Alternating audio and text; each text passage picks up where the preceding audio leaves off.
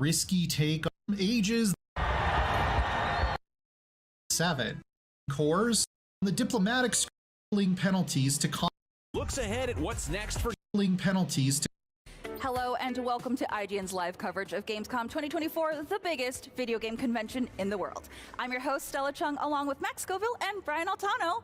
Welcome to Gamescom, guys. Welcome to Gamescom. The Gamescom floor is officially open, and for the next 4 days, IGN will be bringing you non-stop coverage of everything going on here, right in Cologne, Germany. We'll have interviews with game developers, voice actors, and the people working on the coolest upcoming and ongoing games. Plus, we'll also be showing you around the absolutely massive Gamescom show floor, which is packed with booths, activations, and probably something really wild, like a 70-foot-tall dragon that's fighting a tank, or maybe just like a regular-sized construction vehicle that's there to promote a very specific game about doing construction. Probably. It's all happening here at Gamescom. Lots of cool stuff. It certainly is.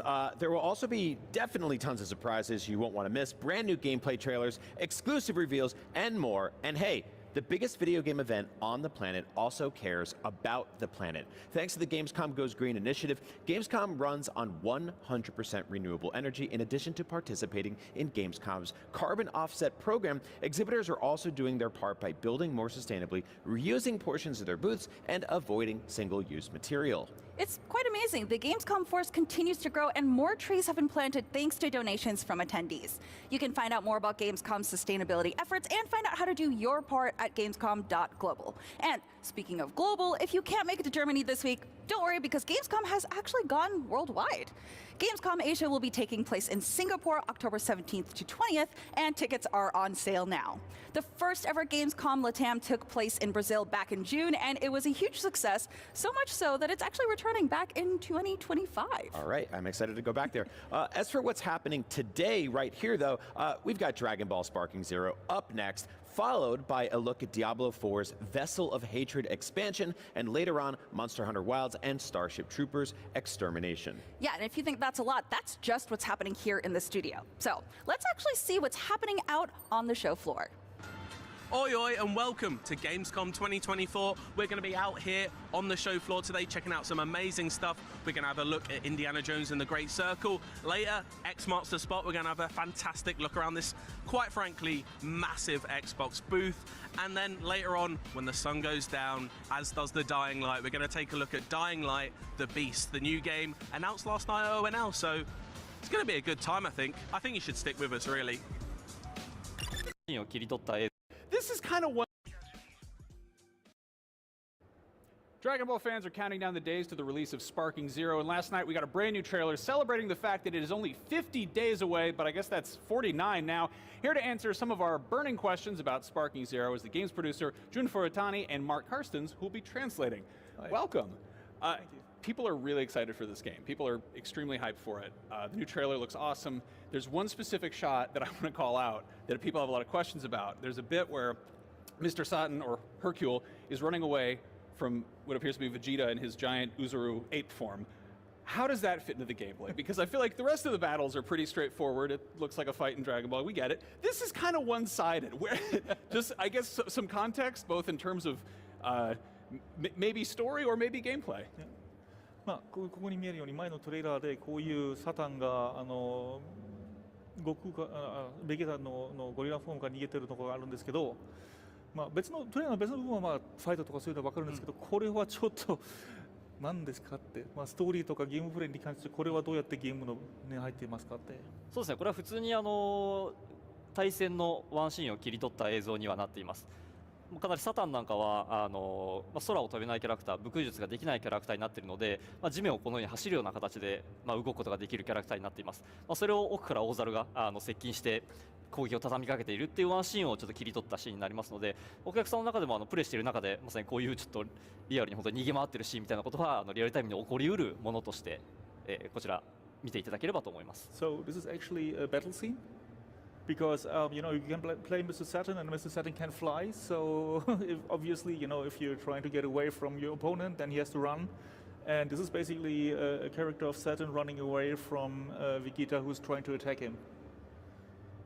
I think running is probably a good solution in that scenario. The other thing that people have really latched onto is there's a brief glimpse of Goku wearing his Yardrat outfit, which I don't know. I think people are really excited about the prospect of character customization, different outfits. It's already a massive roster. Can you talk a little bit about sort of different outfits or accessories? まあもう一つのシーンはその悟空がヤトレットの服を着てるんですけど、まあ大きいロスターなんですけど、そのロスターの中にやっぱそういうカスタマイズがあるっていうのはファンが結構嬉しくて。Build microphone magic build. See what else we can find around here. We wanted without that. You'll have to get your aggression out. I know. I'm sorry. That was a very me question. There are plenty of other things to kill, though. Built our game to draw. Experienced in Find that final collectible you're missing? a lot of them for a long time. And best of all, free. You can even track your progress with interactive checklists so you know you reached that 100% completion. IGN has the very best, most complete and accurate guides. Every guide is tested and verified for you by experts. Just search for IGN when you search for guides.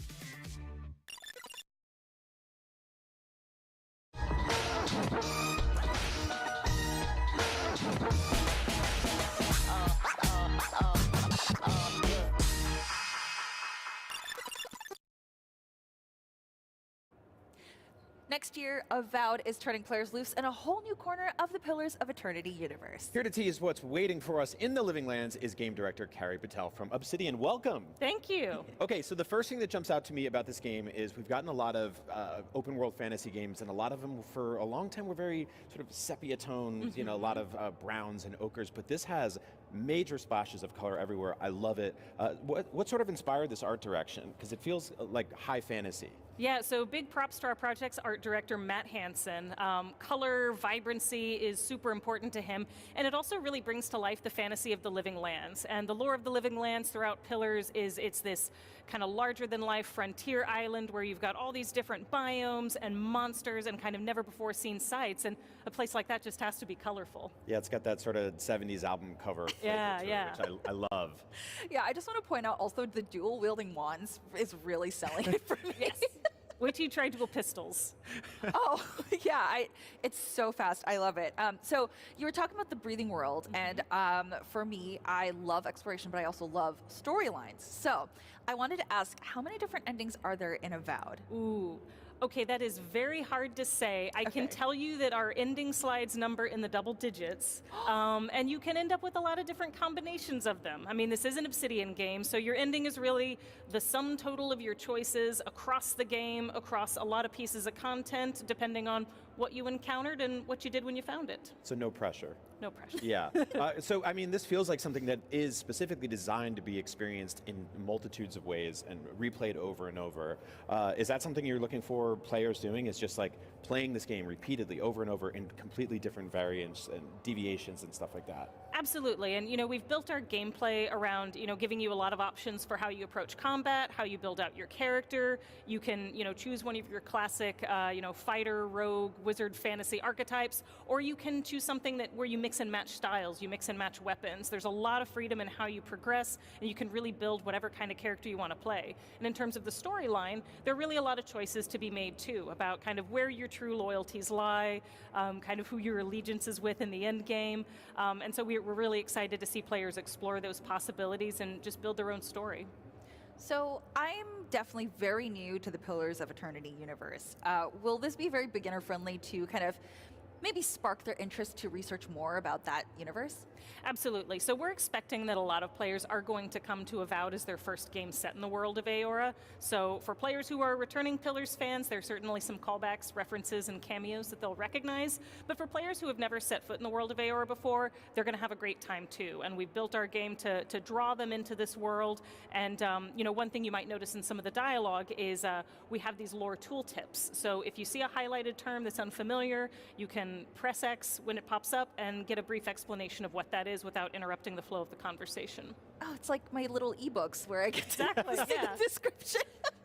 Just watching this play out here, it seems like there's a ton of different combat options and enemies. What are some of your personal favorites, Carrie? Oh, goodness. Well, I love to hate healers because they undo all of your hard work. But some of my favorites are really the brute archetypes. They're these big, heavy hitters, which you can kind of see with the Godless Executioner that you're seeing in this run. What I love about them is they have these really big, heavy-hitting attacks, but they're also super easy to read. So it's really fun to maneuver and dodge around them, and every time they smack you, you're like, I wasn't paying attention, was I? So you brought up rogue as a type that you can be. Can you steal from people's pockets? There are a few dialogue options that let you do that. This isn't a game where we have a really thorough crime system, because my goodness, if you tick off everybody in the Living Lands, who do you have left? But yeah, you can make use of some of those skills. Wait, okay. Can you actually kill a lot of the NPCs in this game? Like, I don't know if the quest NPCs are, impervious, but... It's a totally fair question. In this game, we decided not to go with the kill everybody approach. Yeah, it creates a lot of chaos and a lot of fun, but we felt we could create the game we wanted without that. You'll have to get your aggression out, Elsa. I know, I'm sorry. That was a very me question. There are plenty of other things to kill, though. Can I kill all the harmless people in the game? No, calm down. All right. So there are a lot of fantasy RPGs out now. There's been a sort of a renaissance. What's something that you all knew you had to do to make Avowed sort of stick out and be its own thing? So I think one thing we really wanted to do with this game is integrate the companions very closely into the experience and the story. So the companions have a whole lot of content to discover. A lot of it really is driven by the player. You can choose to stop and talk to them at party camp, or you can say, you know what, we're on my adventure and we're just going to go forward, and that's fine too. But they will all play an integral role in your story. They have skills and perspectives that'll help you understand the world and also help you get where you need to go and survive along the way. It's awesome. Yeah, so final question I want to ask, because you said there are so many endings. Is there one canon ending? In my opinion, there's never a canon ending. It's your experience. I love that. Yeah. Yeah, I will go out there and, I'll be a peacemaker this time. Whatever ending you get, Stella, you can pretend that's the one that everyone thinks is the official canon for the end of the game. The one time being the main character is okay. Well, thank you so much for taking time to speak with us. I am very excited to see Avowed later. And yeah, you can check out Avowed for yourself when it hits PC and Xbox Series X and S on February 18th. But right now, there's more Gamescom Studio on the way, so stick around.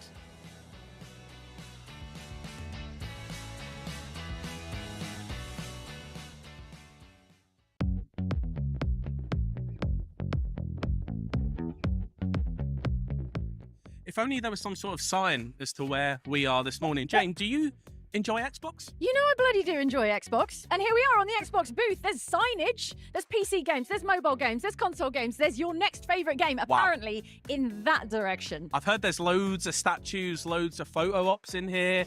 Probably going to make a fool of myself. Let's do it.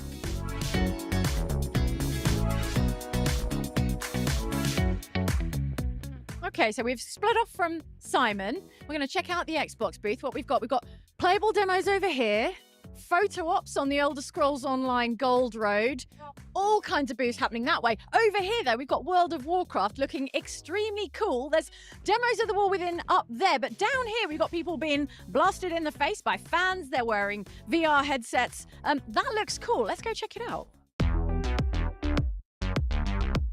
You're joining me at the World of Warcraft War Within booth here at the back of the Xbox booth at Gamescom. And we've got the War Within, but we've also got these incredible 4D immersive rigs. The fourth dimension is air blasters. Let's go and take a look. We have to get out of here!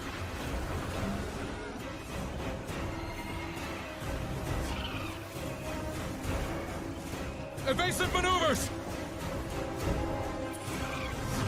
For Dalaran!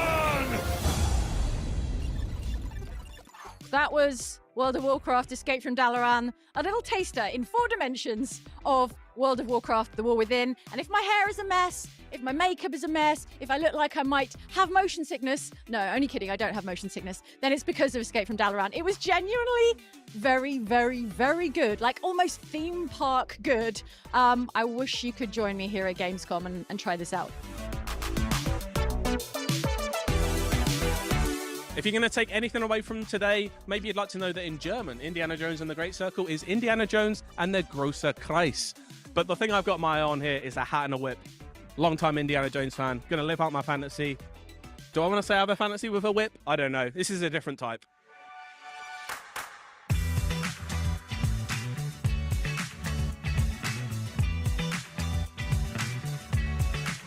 As you can see, Harrison Ford probably a little bit smaller than me, especially when it comes to head size. But do you know what? I'm ready to take on the role.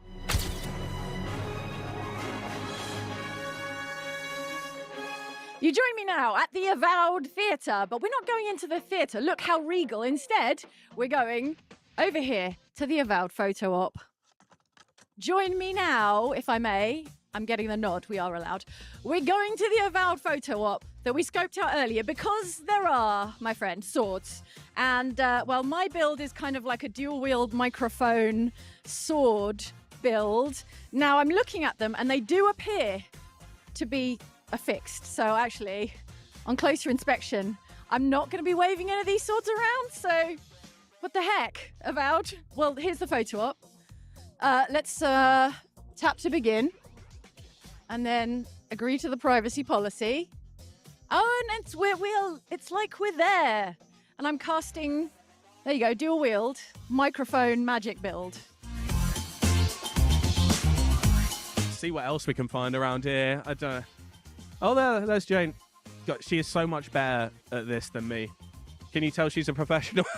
Because I'm definitely not. Pow. I am controlling this. There you go.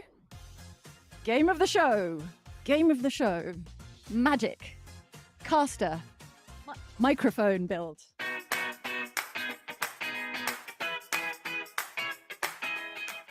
Now, Microsoft said this was one of the biggest, if not the biggest booth they've ever had at Gamescom. And I think it's just so they get this bloody massive Doom guy in here.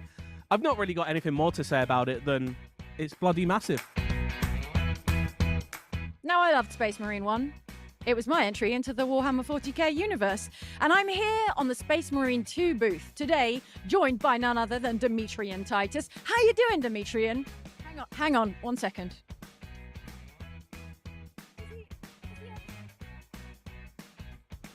I think he's doing well. I think he's ready to meet his fans here on the Warhammer 40k Space Marine 2 booth.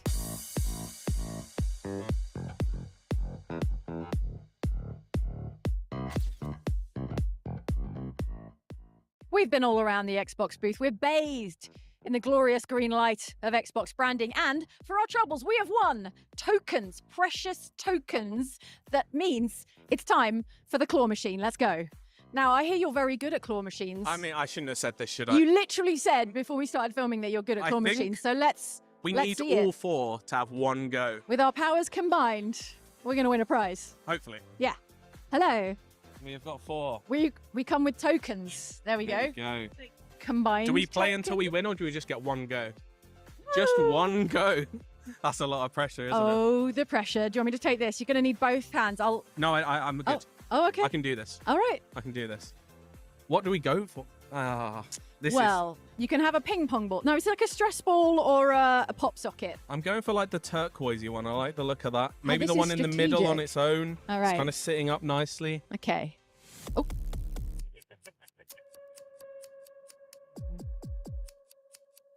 I'm not feeling good about that. I'm not feeling good about that at all. Oh, no. Oh, Is that it's it? all come to nothing here on the Xbox stand. Well, do you know what? What do You I get know? much better value on Game Pass. Well, no prizes for us, but isn't the real prize the fun we had at the Xbox booth at Gamescom? The real prize was the friendship we forged along the way. If you say so. I mean, yeah, All right, okay. fine. What was the best thing you did today? I had a lovely time over on the Escape from Dalaran 4-dimensional experience. It was immersive, things blew up, and I got wind blown in my face. What more could you ask for? I don't know. That's all I want in Literally life. nothing else. What about you? What was I your think my favourite? favourite thing was getting to cosplay as Indiana Jones. I looked like an absolute fool. The hat was about 4 times too small for my head. But you know what? Yeah. I reckon, God forbid, when Harrison Ford passes from this immortal coil, maybe I'm next. You're ready. Voiced by Troy Baker. I would love to be voiced. Probably a little bit smaller than me, especially PC games, there's mobile games, there's console games, there's your next favorite game, apparently, in that direction. I've heard there's loads of statues, loads of photo ops in here. Probably going to make a fool of myself. Let's do it.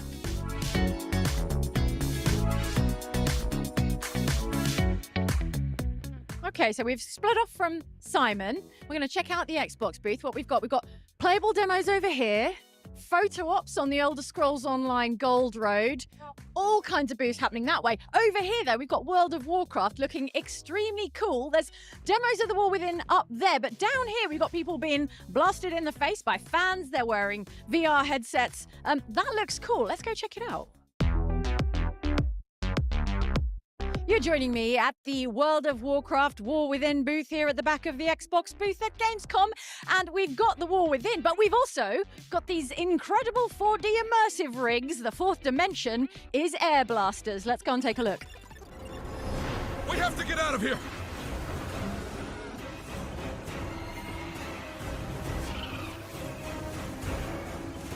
Evasive maneuvers! For Dalaran! That was World of Warcraft Escape from Dalaran, a little taster in 4 dimensions of World of Warcraft The War Within. And if my hair is a mess, if my makeup is a mess, if I look like I might have motion sickness, no, only kidding, I don't have motion sickness, then it's because of Escape from Dalaran. It was genuinely very, very, very good, like almost theme park good. I wish you could join me here at Gamescom and try this out. If you're going to take anything away from today, maybe you'd like to know that in German, Indiana Jones and the Great Circle is Indiana Jones and the Großer Kreis. But the thing I've got my eye on here is a hat and a whip. Long-time Indiana Jones fan, going to live out my fantasy. Do I want to say I have a fantasy with a whip? I don't know. This is a different type.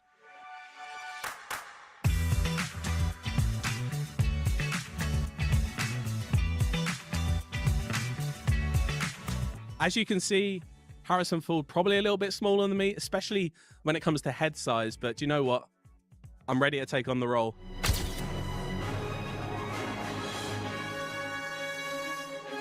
You join me now at the Avowed Theatre, but we're not going into the theatre. Look how regal. Instead, we're going over here to the Avowed photo op. Join me now, if I may. I'm getting the nod, we are allowed. We're going to the Avowed photo op that we scoped out earlier because there are, my friend, swords. And, well, my build is kind of like a dual-wield microphone sword build. Now, I'm looking at them and they do appear to be affixed. So actually, on closer inspection, I'm not going to be waving any of these swords around. So what the heck, Avowed? Well, here's the photo op. Let's tap to begin. And then agree to the privacy policy. Oh, and it's like we're there. And I'm casting, there you go, dual wield, microphone magic build. See what else we can find around here. I don't know. Oh, there's Jane. God, she is so much better at this than me. Can you tell she's a professional? Because I'm definitely not. Pow. I am controlling this. There you go. Game of the show. Game of the show. Magic. Caster. Microphone build.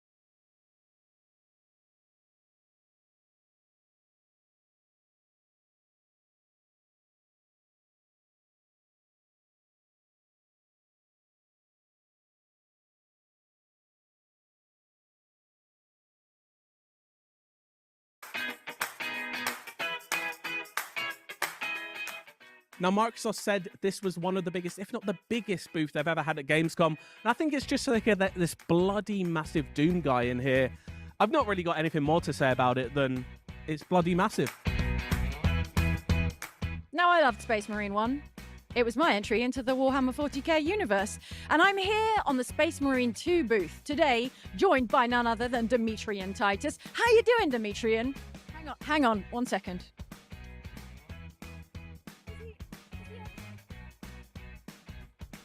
I think he's doing well. I think he's ready to meet his fans here on the Warhammer 40k Space Marine 2 booth.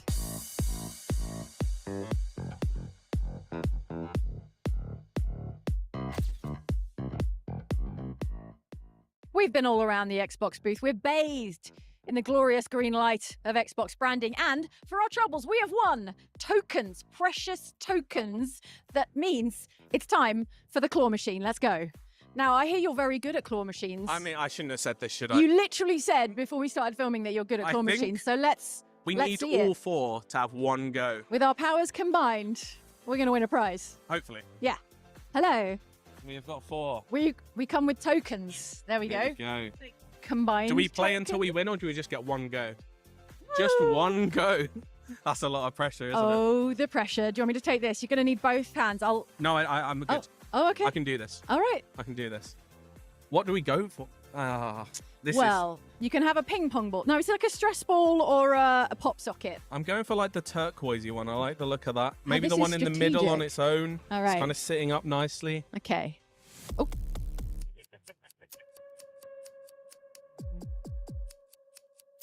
I'm not feeling good about that. I'm not feeling good about that at all. Oh, no. Oh, Is that it's it? all come to nothing here on the Xbox stand. Well, do you know what? What do You I get know? much better value on Game Pass. Well, no prizes for us, but isn't the real prize the fun we had at the Xbox booth at Gamescom? The real prize was the friendship we forged along the way. If you say so. I mean, yeah, All right, okay. fine. What was the best thing you did today? I had a lovely time over on the Escape from Dalaran 4-dimensional experience.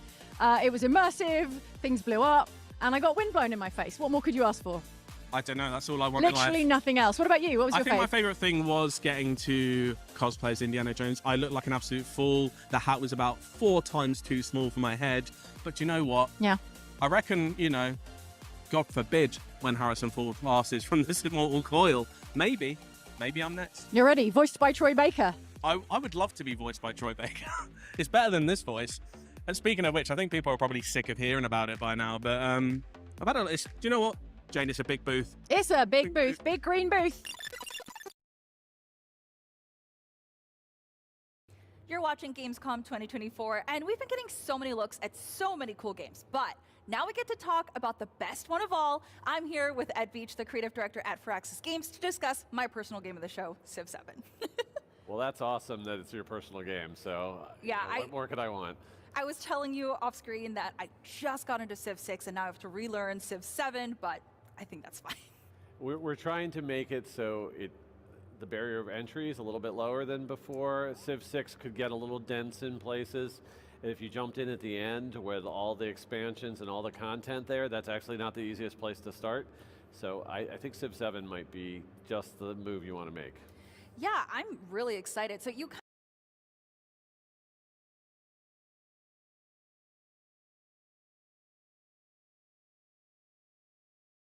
Whoops.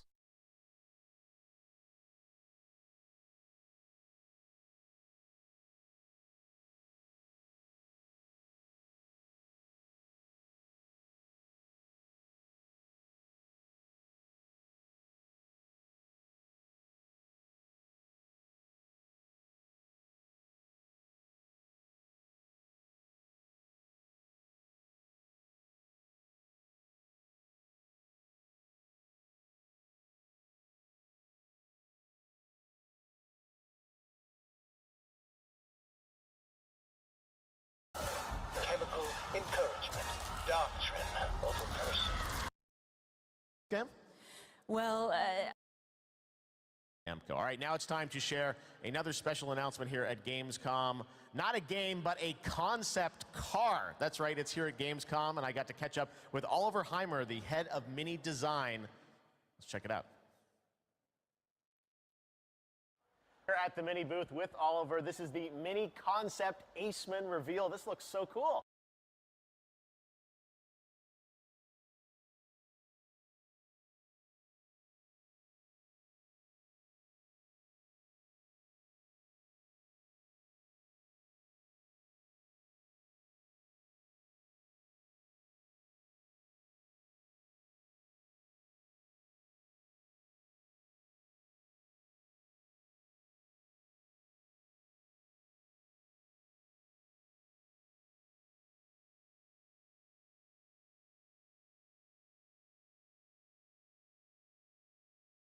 What's the play? No play. This place is around the... Recently kidnapped. The Gamescom event. Politics. The players.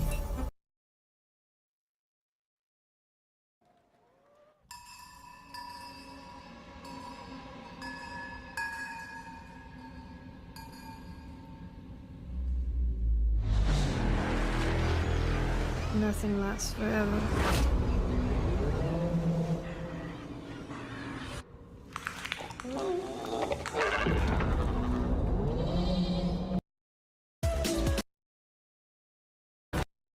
Monster Hunter, which is playable. Starting at Gamescom. Now, let's...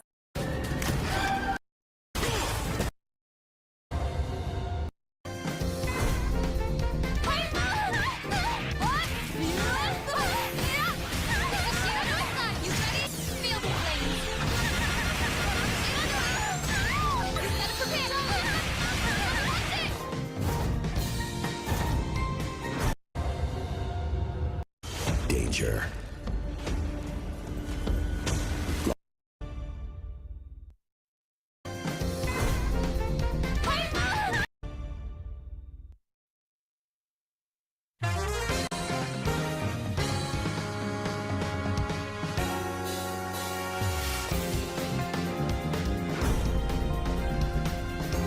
Want a little taste of Shiranui fire?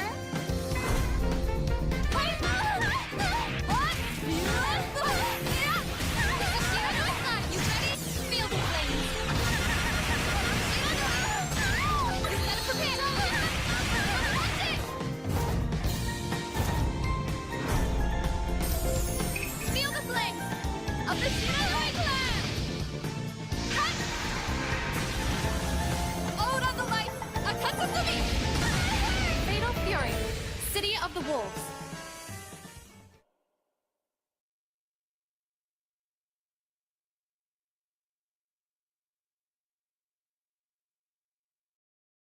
Escort reactor core and upgrade Bunker City's power facilities. St. Dino's have also set their sights on this operation. Be sure to complete the escort before then. Ready to strike.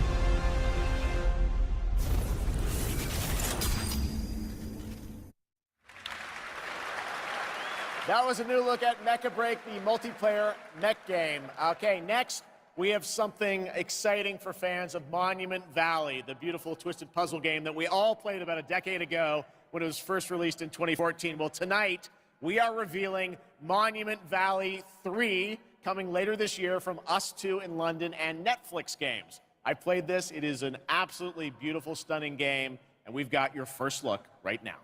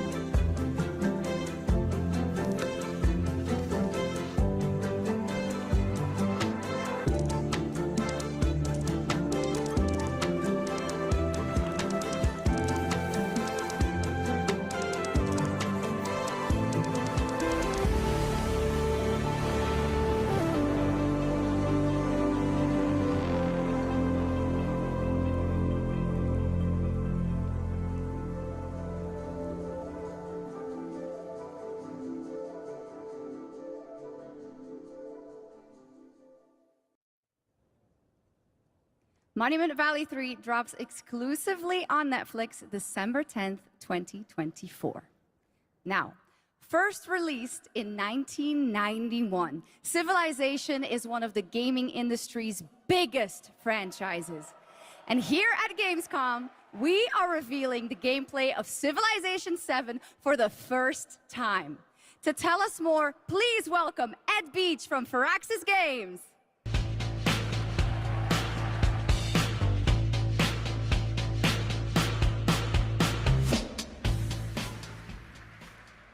Thank you, Shocks. Thank you, Gamescom. It's hard to believe that it's been almost 8 years since Firaxis released our last Civilization game. So we're incredibly honored to be here tonight at Gamescom talking about Civilization 7. Civ 7. Civ 7.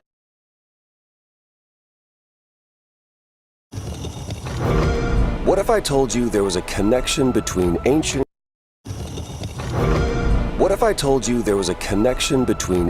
cultures around the world? A great circle. Does it exist? Is it the key to some lost power? That's up to you to uncover. I'm Troy Baker, and I play Indy. It's humbling playing a character that so many people, myself included, look up to. As a kid, seeing Indiana Jones in the theater for the first time was a defining moment for me.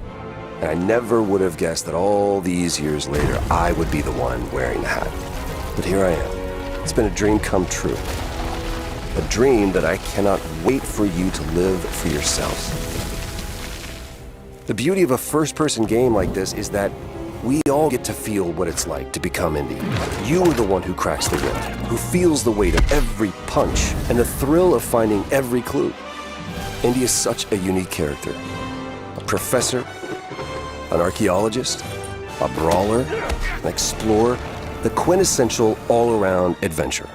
And this game has everything you'd expect from an Indiana Jones adventure. Mysterious artifacts, cunning villains, ancient discoveries, hard-hitting action. It's a world of constant danger where you've got to think on your feet to stay alive. The Great Circle spans the entire globe, from snake-filled jungle temples to scorpion-riddled desert tombs. Stunning open areas to explore freely, full of secrets for you to discover. And you'll get more than just the classic whip and revolver. Indy's journal and his camera will immerse you in the mystery, providing extra info on all of your finds so you can appreciate all of the little historical details he obsesses over. And those details are your key to solving the ancient puzzles that hold the secrets you're after. But ancient secrets don't come easy. It's best to have an exit strategy. This is an incredible new way to experience Indiana Jones, and I can't wait for you to play it. Hold on to your hat.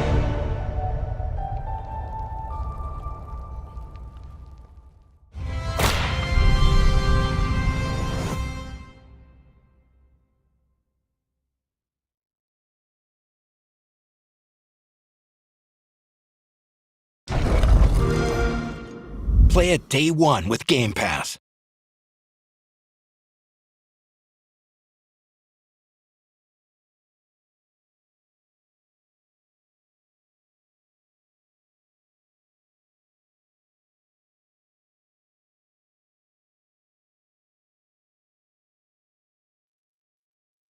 Whoops.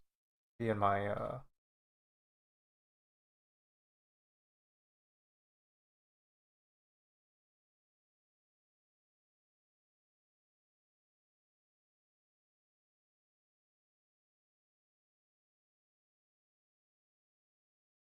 today.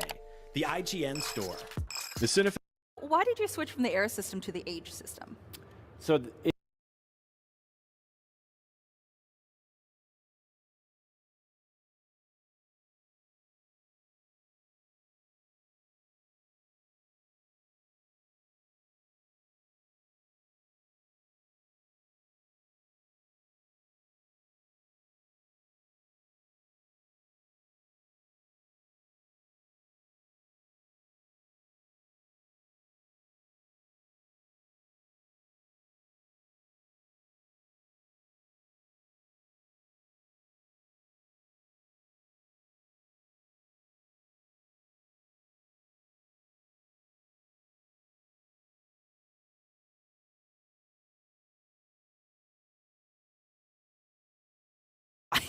We're trying to make it so the barrier of entry is a little bit lower than before. Civ 6 could get a little dense in places. And if you jumped in at the end with all the expansions and all the content there, that's actually not the easiest place to start. So I think Civ 7 might be just the move you want to make. Yeah, I'm really excited. So you're leading me into my next question, which, so you've been consistently updating Civ 6 and there's a lot of mod support. So why is now the best time for Civ 7? Well, we've been thinking about Civ 7 for quite a while. We started work on the game before the pandemic, so it's been in development quite a while. The design team had ideas that worked really well in Civ 6, but had some side effects in terms of like the game takes a really long time to play. By the time you get late in the game, there's an awful lot of cities and units and so forth to manage. And we wanted to think about that and come up with a different approach so that we could make the game more manageable, more approachable, and actually just get players all the way to the finish line more often than had been happening in previous Civ games. Yeah, I can't tell you the amount of times I've stayed up till 3 a.m. playing just one more round, you know? Right. It's got me. So Gathering Storm and its global warming mechanics were such a dynamic change for the core gameplay. Is that something that's going to be implemented in Civ 7? So we're not talking a lot yet about what comes after sort of the exploration age, after the Renaissance. The first age we're diving all the way into right now, and we have demos and so forth of that. We're not going to forget about climate change, though. It was very, personally impactful when we got to work on that with Gathering Storm. I was the lead designer of that expansion.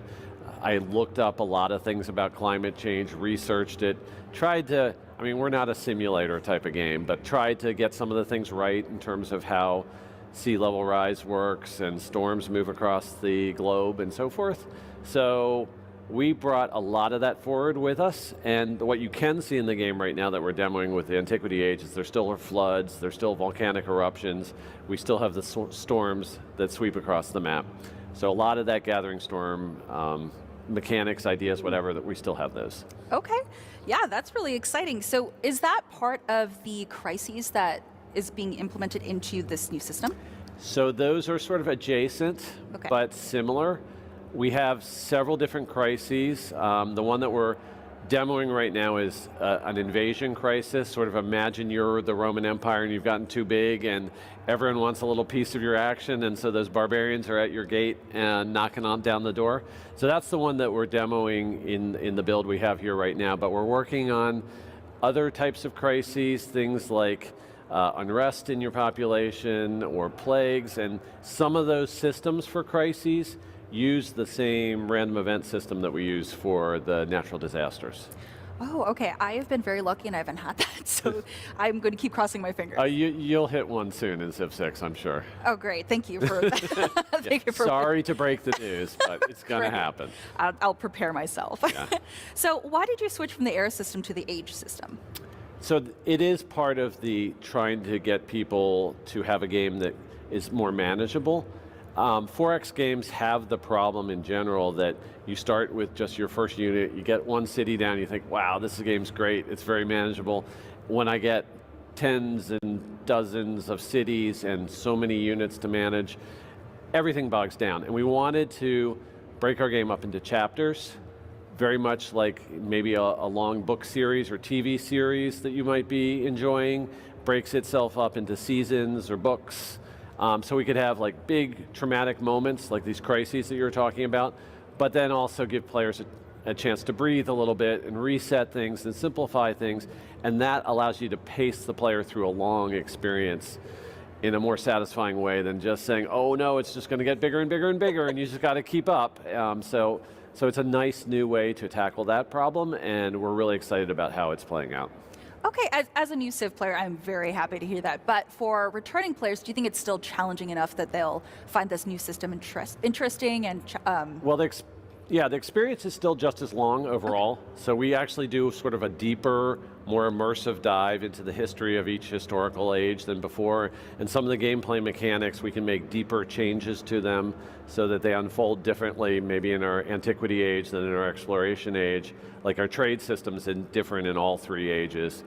So I think there's plenty for people to get dive deep in.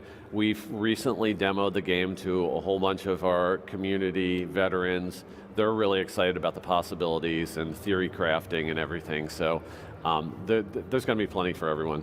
What was the best piece of feedback you got back from the community? I think one thing we had to be really careful about is now that we've broken the game up into ages, we make you really think about who you are, which leader and civilizations are representing you in the game, and you get a chance to make a unique sort of historical pathway, like maybe you start as Rome, and where did Rome evolve? Maybe it evolved into another European civ, and that would get you to a Germany or a Britain or a France by the end of your game. And players liked that, like, historical storytelling and immersion, and we did allow some wackier combinations. And some of our fans love that because they love the theory crafting. I want to mix this with that, and I'm going to be super overpowered in science. But we also had to think about what those players who wanted the more historical pathway through our game. And so we've got the game set up so that that's the default way that both the human and the AI proceed through the game. And then you sort of have to, it's up to the player to opt into that wackier play style. Okay, so you're speaking about being able to change the leaders with each age. Yeah. What is the wackiest combination that you've seen so far? Well, we're not talking about all the leaders and Right, civs that we have now, but you can do things like you can have Augustus Caesar lead India, you can have Hatshepsut of Egypt lead Rome. So some of the things do strike you as a little bit wacky, but there are really good reasons and compelling reasons to try those things out, because that leader and the civ that don't normally go together might have bonuses in the same part of the game, and you just want to explore, wow, what if I get really powerful in culture or in my military strategies? And so those combinations are really compelling. Our quality assurance department, who's playing the game all the time, is like, oh, you got to try this one with that one because that's amazing. So it's great to hear that kind of stuff. Okay, great. I'm definitely more military forward. Oh, okay. So I think I will try one of those combinations. That sounds very compelling to me. Great. Yeah. Well, thank you so much for speaking with me about this. I am very excited to start a lot of wars in Civ 7 that I can't finish. All right. Well, hopefully it just draws you in and you just stick with it because you want to see how it all ends and get all the way through. Yeah, I don't think I'm the only one that has been caught by that just one more turn. So thank you. Well, that's about the time that we have for today. I am really excited for this game. I'm probably going to go run off and play the demo real quick. But Civ 7 is currently slated to be released in 2025. But between now and then, stay tuned right here for more Gamescom 2024 coverage.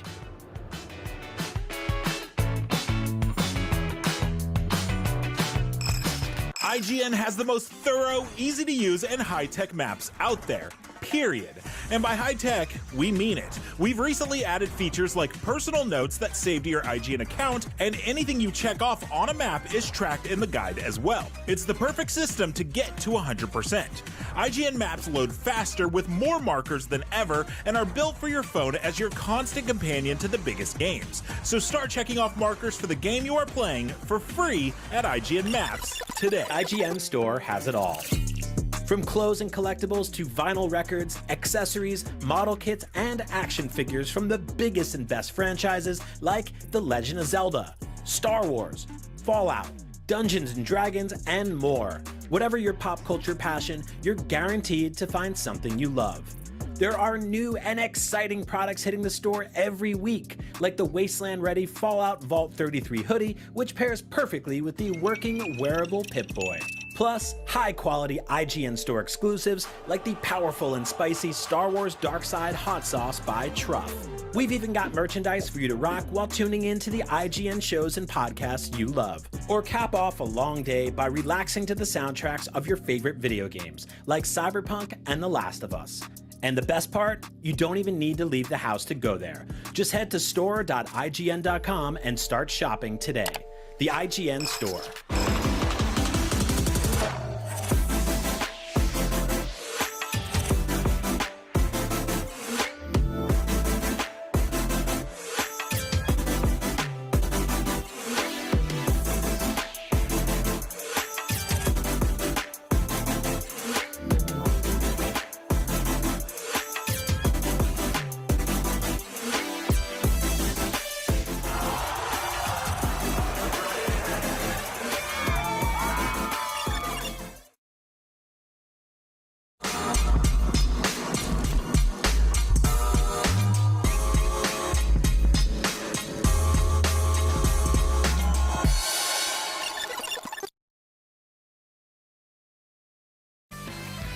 Oh hey, welcome back. This is Gamescom Studio live on IGN. We just got brand new looks at Avowed and Civilization 7. And guess what? There's still so much more to come. Okay, but first, did you know Gamescom itself has been turned into a game? Gamescom Epics is an RPG built right into the Gamescom website that lets you earn cool rewards and discover what the show has to offer.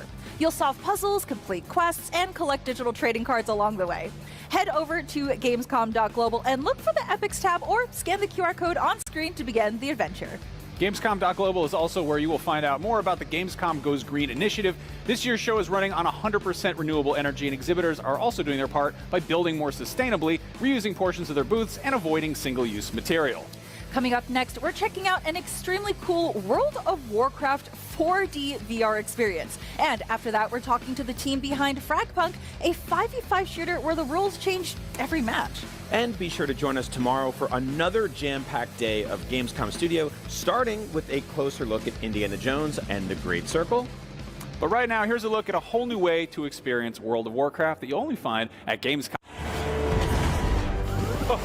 Oh my God. Incredible. World of Warcraft: The War Within is the newest expansion in Blizzard Entertainment's MMORPG franchise and is the opening chapter of the three-part World Soul Saga. On August 26th, players will journey through never-before-seen subterranean worlds filled with hidden wonders and lurking perils. Down to the dark depths of the Nerubian Empire, where the malicious Harbinger of the Void is gathering arachnid forces to bring Azeroth to its knees. To commemorate the release of World of Warcraft: The War Within and usher in the 20th anniversary of the game, Blizzard assembled several teams to commission something truly special, a 4D VR experience that transports players into Azeroth and kicks off the World Soul Saga with a bang. And what better way to break down Escape from Dalaran than by taking a peek behind the curtain to get an inside look with some of the people who made it all possible. Presented by World of Warcraft: The War Within. It's a really interesting time for World of Warcraft. The 20th anniversary is coming up. We have the World Soul Saga. Chris Metzen's back.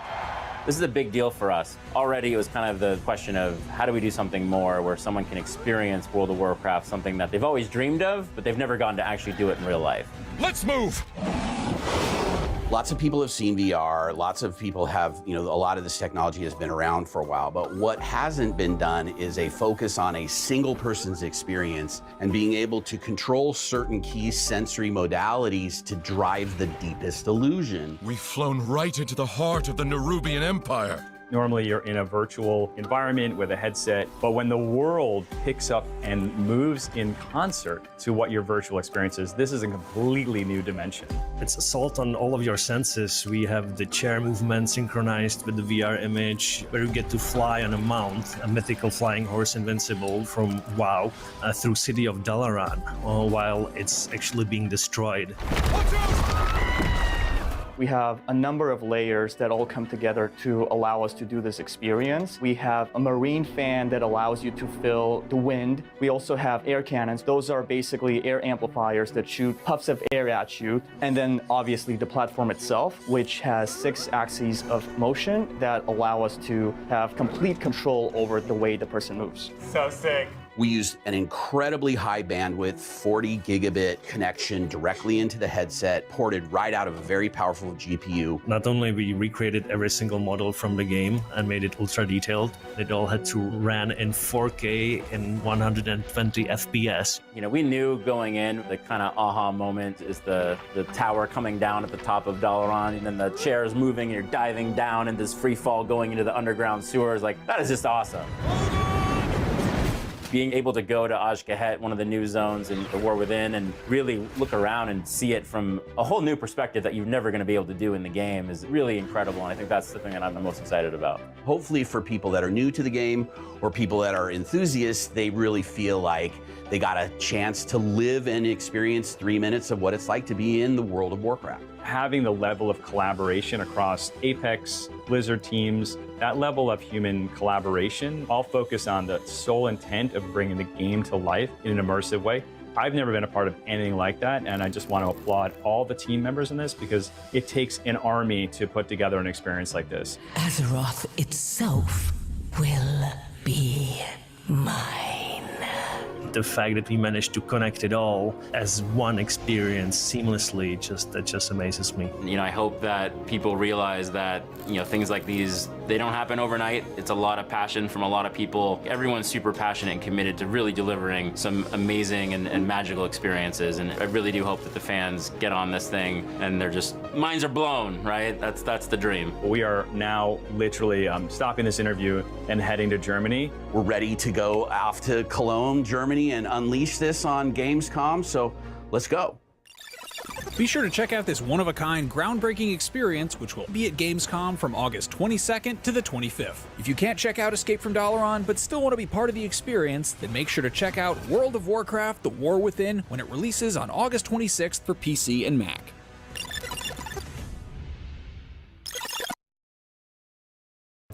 Fragpunk is a 5v5 hero shooter where the rules change based on the luck of the draw. And here to tell us what's in the cards is Shin Chang, creative director and producer on the game, and Junwei Shi, who'll be interpreting. Hello, welcome. Hello. Hello, Gamescom. Hello, yes. Hello, IGN. So I have never seen people use cards. Well, actually, we have seen a few FPSs use cards as a system, but this is the one where it really relies on that. So can you explain the shard card mechanic and why you decided to go that route with your game? 就是我们之前有见过很多，有见过一些就是有把卡牌跟 FPS 结合在一起的游戏，但是我们从来没有见过这么一款巨大的制作以及那么精良的设计。你能谈论一下关于你的在设计这个碎片卡这个 shard card system 的时候的一些灵感，还有它是如何设计出来的吗？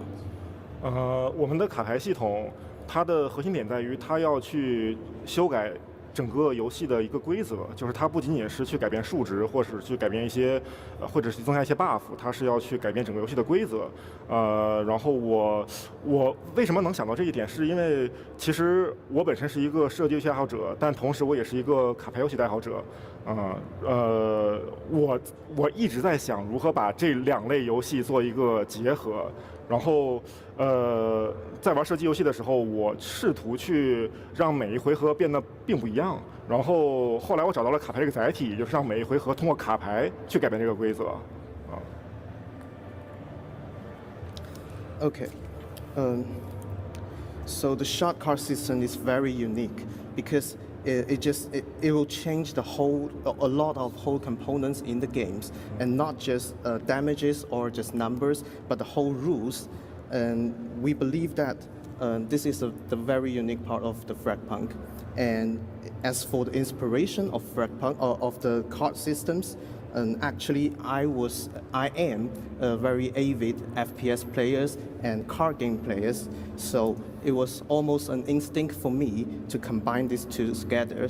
And by doing this, I believe that I can add the randomness and varieties from the card games into the FPS gunfights. Yeah, okay, so you play a lot of FPSs. I feel like in this, I see a lot of CSGO, Valorant, and maybe even a little bit of Apex with the abilities that the characters have. What would you say were your favorite games that inspired you to make Fragpunk? 就是在我们的游戏里面有看到像 CSGO 或者瓦罗兰特这种对抗性英雄射击的影子，然后同样也可以看到就是有一些英雄的技能可能是跟 Apex 会比较接近。那其实我们在设计 Fragpunk 的时候，灵感来源主要是什么游戏，或者说有没有参考什么游戏？很难说也会有一个非常喜欢的游戏。实际上这些游戏我们都很喜欢，我们开发团队都是这些游戏的狂热的粉丝，我们他们玩的非常多，但是很难说是特别喜欢其中一个游戏。但我们只是想去做一个比较独特的玩法的游戏，其实就是想做好我们自己，因为我们这个卡牌系统改变了竞技游戏的战斗体验，想给竞技游戏里加入一些随机性，这个点我认为是其他游戏没有去尝试的。然后我们在做这样一个尝试，然后对，我们想 focus 在这一点上啊。Actually, I cannot name certain games that as an example for our games because all of our teams are avid FPS players, and we love to play all kinds of FPS games, and especially for those competitive games.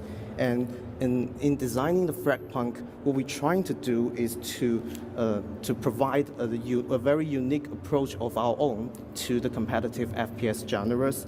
And by adding the card systems to it, we can add the randomness and the varieties to make the game more replayable. And I believe that this was never done before, and we would like to give the players a try on our games. Yeah, I definitely don't think it's been done to this degree before. So you speak about competitiveness. We do see that some cards give a very clear advantage. How will this be balanced? 就是确实这个是我们从来没有提到过的，但是同样的，有一些卡片可能会带来非常强大的优势。这种平衡性上面的问题，我们是要怎么解决的？这是一个挺好的问题，这是一个非常好的问题。对，确实有些牌是比较强，有些牌比较弱，所以我们给了每张牌一个费用，一个就是你需要去投入一定的点数才能激活这张牌。强的牌它费用要求的高，然后低的牌费用要求的低。所以你需要去。这是一种策略选择，就是大家的钱是差不多的，两边的钱是差不多的，所以你需要去选择，你是一口气投入到一张牌激活同一个牌，然后比如投入5点激活同一个牌，还是说投入2点激活2张稍微弱一点的牌。其实这是一种就是我感觉它会达到一种平衡性，因为你的资源是一样的，只是最终选择的牌不一样。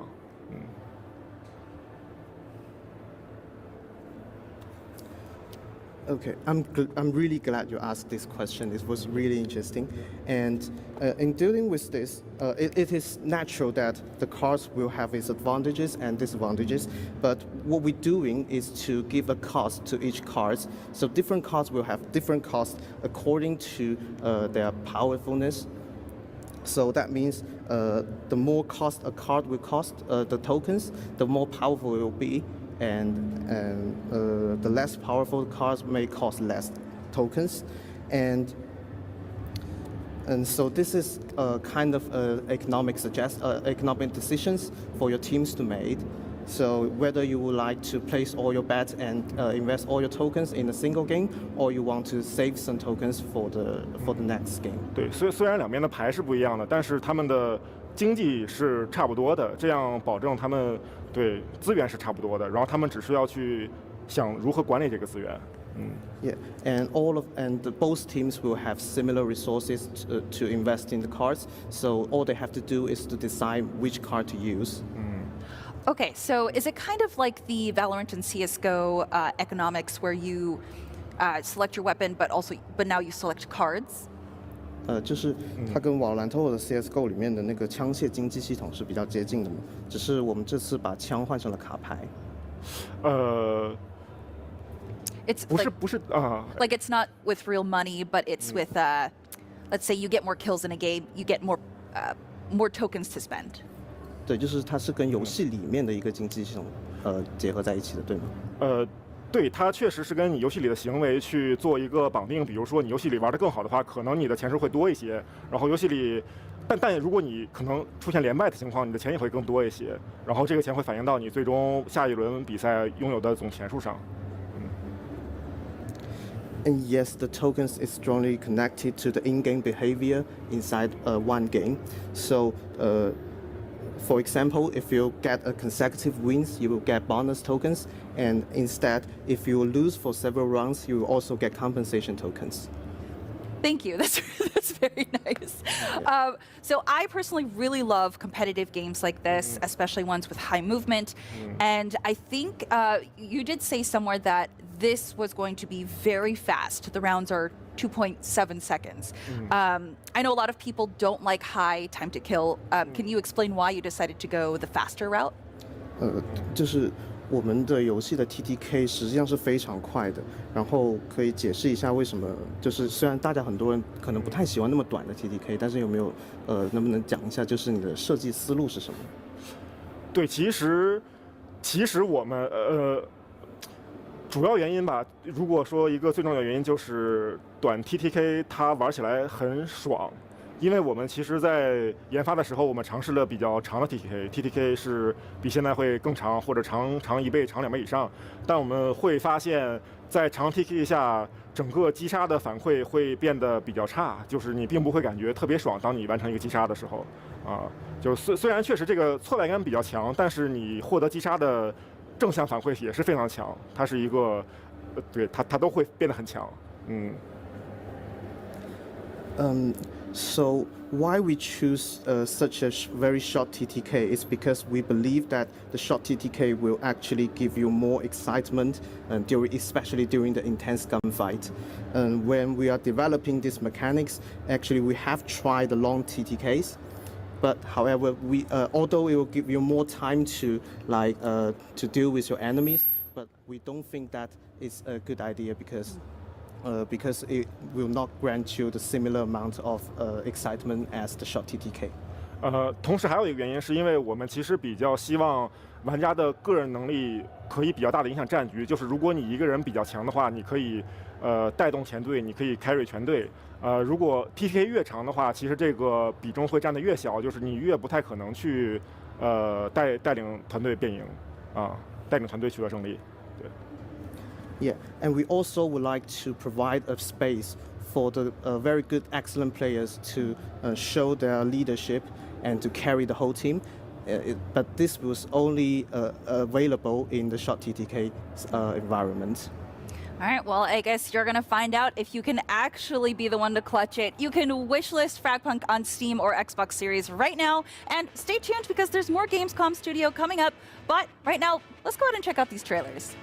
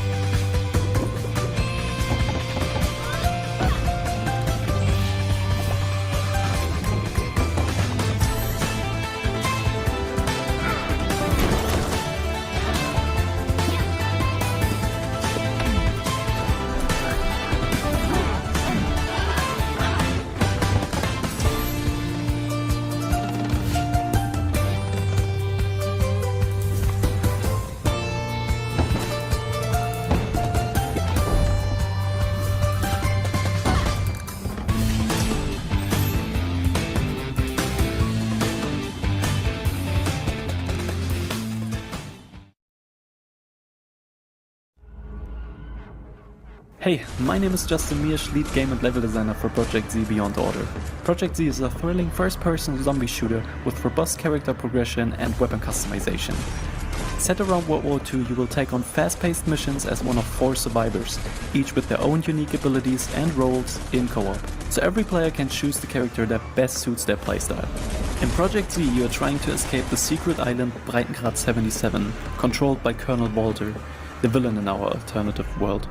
You start together in the Hideout, a central hub in the game where you can accept missions, buy, sell and customize weapons, as well as upgrade your character. But that's not all. You also have the option to design your hideout according to your preferences along with your friends, provided that you have found enough resources and blueprints during missions or in free roam mode. We have also put a special emphasis on adding weapons and attachments that existed as prototypes or concepts whenever possible. This gives our alternate universe a fresh twist and offers you the opportunity to constantly discover something new. Plus, it gives you a range of weapons to kill zombies with. Project Z will launch on Steam, Xbox and PlayStation, so wishlist the game today and follow our social channels for all the latest Project Z news.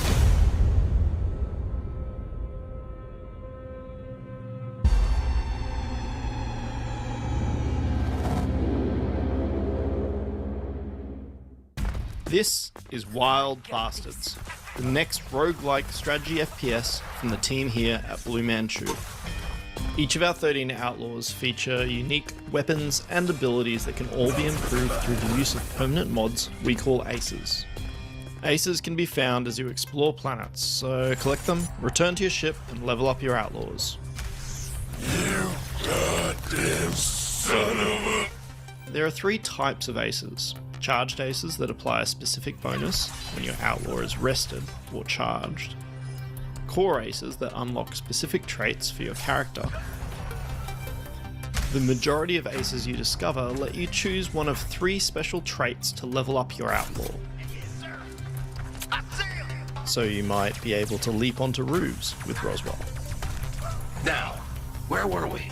Let's take a look at Preach. So starting at level 2, we have 1 ace, Faith. This takes our armor to 0 but increases health by 80. This is Preach at level 2. Her Gatling gun's got a slow spin-up time and there's a bit of spread on her fire, so you really have to concentrate on enemies to be effective. But let's see what happens when we level her up. First choice I'm going to make is Healer. So Preach is going to recover 100 health, and she's also going to give her partner 100 health after a showdown. Next, Brimstone looks great with its burning damage, sharding so that now she gets explosive damage as well on each of her bullets. Powered Gatling to reduce that spin-up time we looked at earlier. And lastly, just to focus on the damage, I'm going to go with Shooter Plus to give me 40 extra ammo. Let's take her for a spin. The combination of explosive rounds, burning, faster spin-up, more ammo, means that I can easily handle any of these enemies. Now that we've looked at aces, which are how you permanently level up your outlaw, they will also work in combination with mods which you collect and use per sector. In this case, I've given Preach some homing bullets and a jetpack. My soul is armored in righteousness. These boys is just dressing up. Damn if I can't look away. I'm getting my boots on.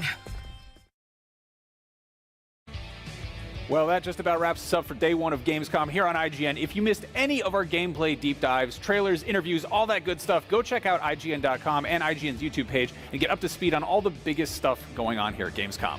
But before we go, would you like to discover the contents of Gamescom and receive cool rewards at the same time? Yes. Yeah? All right, well then check out Gamescom Epics. Prove your nerd know-how, solve tricky puzzles, gather the digital trading cards, and jump from level to level until the final boss spawns. Solve all the quests and grab all the fantastic rewards, search for Gamescom Epics, or scan the QR code on the screen and the adventure can begin. I can't wait. And if you need something to look forward to, we've got another full day of awesome video game coverage tomorrow, where we'll be sitting down with the folks behind Indiana Jones and the Great Circle, plus checking in on the massive new sequel, Kingdom Come Deliverance. After that, we'll be shooting across the galaxy to check in on Star Wars Outlaws, and then we're heading into the heart of Chernobyl with Stalker 2. All that and so much more right here on Gamescom Studio. But for now, thank you all so much for watching IGN's live coverage of Gamescom 2024. We can't wait to see you back here tomorrow.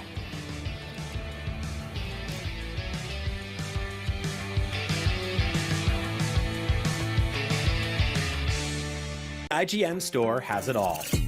From clothes and collectibles to vinyl records, accessories, model kits, and action figures from the biggest and best franchises like The Legend of Zelda, Star Wars, Fallout, Dungeons & Dragons, and more. Whatever your pop culture passion, you're guaranteed to find something you love.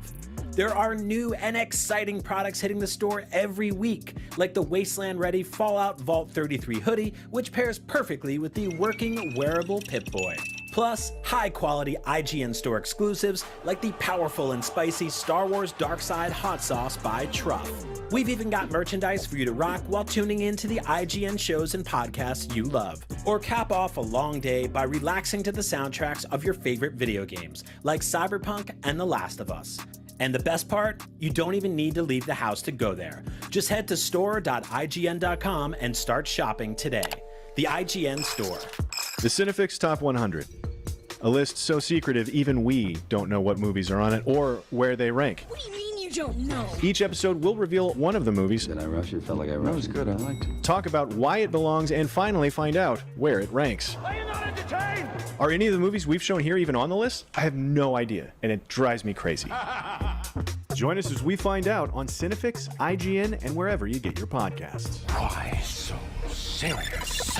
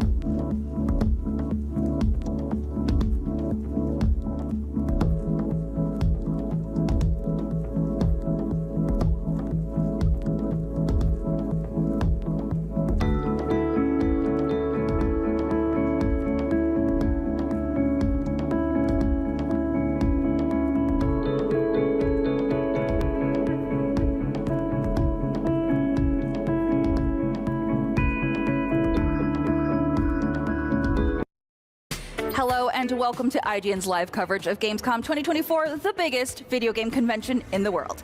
I'm your host, Stella Chung, along with Max Scoville and Brian Altano. Welcome to Gamescom, guys. Welcome to Gamescom. The Gamescom floor is officially open, and for the next 4 days, IGN will be bringing you non-stop coverage of everything going on here, right in Cologne, Germany. We'll have interviews with game developers, voice actors, and the people working on the coolest upcoming and ongoing games. Plus, we'll also be showing you around the absolutely massive Gamescom show floor, which is packed with booths, activations, and probably something really wild, like a 70-foot tall dragon that's fighting a tank, or maybe just like a regular... Lightly. During gameplay. Model kits and action figures. To that, I think, and seeing some of these mods and, you know, holding a journal up with the mission, and then you stuff like that. So we, you know, you might want. He does like to get himself into a fight, puzzle solving, drop down over it once, and then with a rolling pin. Way of being to hire and bring followers along that fit those gaps. Yeah, there's a few reasons I love mercenaries. I mean, I've been playing Diablo for a long time. Diablo 2 always had a mercenary with me, obviously, in Diablo 3. So really, really excited to bring this feature to Diablo 4. I'm personally a little scared when I go down into the dungeons, so having a friend with me makes it a little bit friendlier. And like Brent was saying, being able to customize your playstyle, and no matter what build you have, whatever class you're playing, there's going to be a mercenary that you can customize to really, I think, enhance what you're doing, and being able to switch them on the fly, and just all the features that it brings to the table is really exciting. So I believe there are 4 mercenaries. I have the names here. Let's see what I can do. Rahir, the shield bearer. Sly Aldkin, the cursed child. Yes. Variana, the berserker crone, and Subo, the bounty hunter. Yeah. And I believe you encounter them as you complete quests in Vessel of Hatred. Yeah. Is it a specific order, or can you find them on your own, or how does that work? You can find them on your own. You're going to find one during the campaign. Okay. But the really special thing about this is that we just didn't put them into the game. We actually wanted to build them out as characters. So they all have their own side quests that really lean into their human story, which we won't spoil anything here today. But they're wonderful human stories for each individual one. And you know, the character development in Diablo 4 I think is super top notch, and I'm really excited to see it in this feature. Yeah, it's awesome that we can continue to bring the world of Sanctuary alive through these characters, and as you're acquiring them, as you're playing through the game, is learning more about them and their backgrounds, and you know, bringing that little bit of role playing into your gameplay. You'll just have one of them with you at a time? You're not rolling with the whole squad? There's a couple different ways that you can bring them in. One, if you're playing by yourself, you can bring them in as a follower, so they'll be running around the world with you. But we also have a reinforcements feature, which is no matter how many people you have in your party, you can assign them to come in and use their special powers under certain conditions that you define. And so you might be in the middle of combat and say that, on basic, have Rahir come in and throw up his power, however you spec them in that moment, which is really cool because you can essentially always have them with you, even if they're not on screen. I was just going to add, I think that's just to enhance on what Brent was saying, being able to trigger the reinforcements to key actions that are happening during gameplay. You can be a little bit more passive with it, like Brent mentioned, if you wanted to attach it to your basic attack. But you can also attach it to hey, I just took a lot of damage. Now I want Rahir to come in and actually put up his shield for me. I think that's where the customization of the gameplay is really, really amazing. Yeah. You mentioned the campaign. Can you sort of set up where the story is going in this expansion? Yeah, it's the story of hatred is a longer story that we want to tell. And so when you left off in the base game, you defeated Lilith, and Narel had Mephisto and the Soul Stone. So this is really the next chapter of that. We're picking right up where we left off, and you're going to figure out what the fate of that Soul Stone actually is. A new region, Nahantu? Yep. Is that right? What is sort of that allowed you to bring into Diablo 4 that wasn't there before? Oh man, all sorts of stuff. I mean, you've got this dark gothic setting with the base game, and to be able to come in and bring something as fresh as the jungle is pretty amazing. And even though it's brand new to Diablo 4, there's a lot of nostalgia built in as well. And so for fans that have been around since Diablo 2, we're going back to a region that we touched on lightly. But now we get to dive deeper in with the open world. We got a lot more opportunity to build out that space. We also get to bring new amazing monster families to the game. So we have the Hollows, the Dregs, and a fan favorite, the Lacunae. So that's really, really exciting. I think finding new monsters and just defeating them is a core part of the fantasy of Diablo 4. So I can't wait to see what people's reactions are to the families. So there's a new class, Spiritborn. Any tips or tricks for people who are going to be jumping into this new class? Oh man, this is the most experimentation that you're going to see in any class. I actually think it comes down to playstyle preference. So the tips and tricks are really based on what style you prefer. I'm a Jaguar player. I really like. We were talking about this earlier. I got the coin in my pocket. Where I like the fast-paced speed. I like being able to cover a lot of ground. But pairing it with something like Centipede is really fantastic because not only are you covering a lot of the ground, but you're also leaving that damage out into the field at the same time. So I just encourage people to get in and see all the emergent experimentation that they can get with the class and come up with things that even we haven't talked about. Yeah, it's really great that I think that maybe the key of this expansion is being able to customize your playstyle, and the class in itself just caters to so many different playstyles. It's kind of gross to think that I would say I'm a Centipede player because I do not like centipedes, but I am a Centipede player, so I like the poisons that they bring, the damage over time playstyle, and Brent is telling me I need to add some Jaguar into that. So we had a long debate this morning. There's a new co-op dungeon. What specific challenges does it pose that has to be tackled in co-op? You can't do this alone.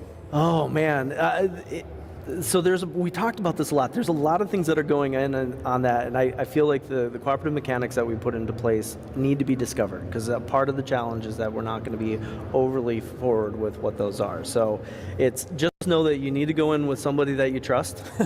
Know that you need to communicate, but the game is set up in a way where it's not required. But the experience is quite fantastic because it's at the core, it's still Diablo combat, right? But the mechanics that are coming up really are you have to be on point with that combat, be a good player, and try to coordinate at the same time. It's a blast in the playtests. Yeah, you got to jump into Dark Citadel with 2 to 4 players. But if you don't have any friends that are online at the moment, you can always use our new Party Finder feature, which isn't just limited to the Dark Citadel.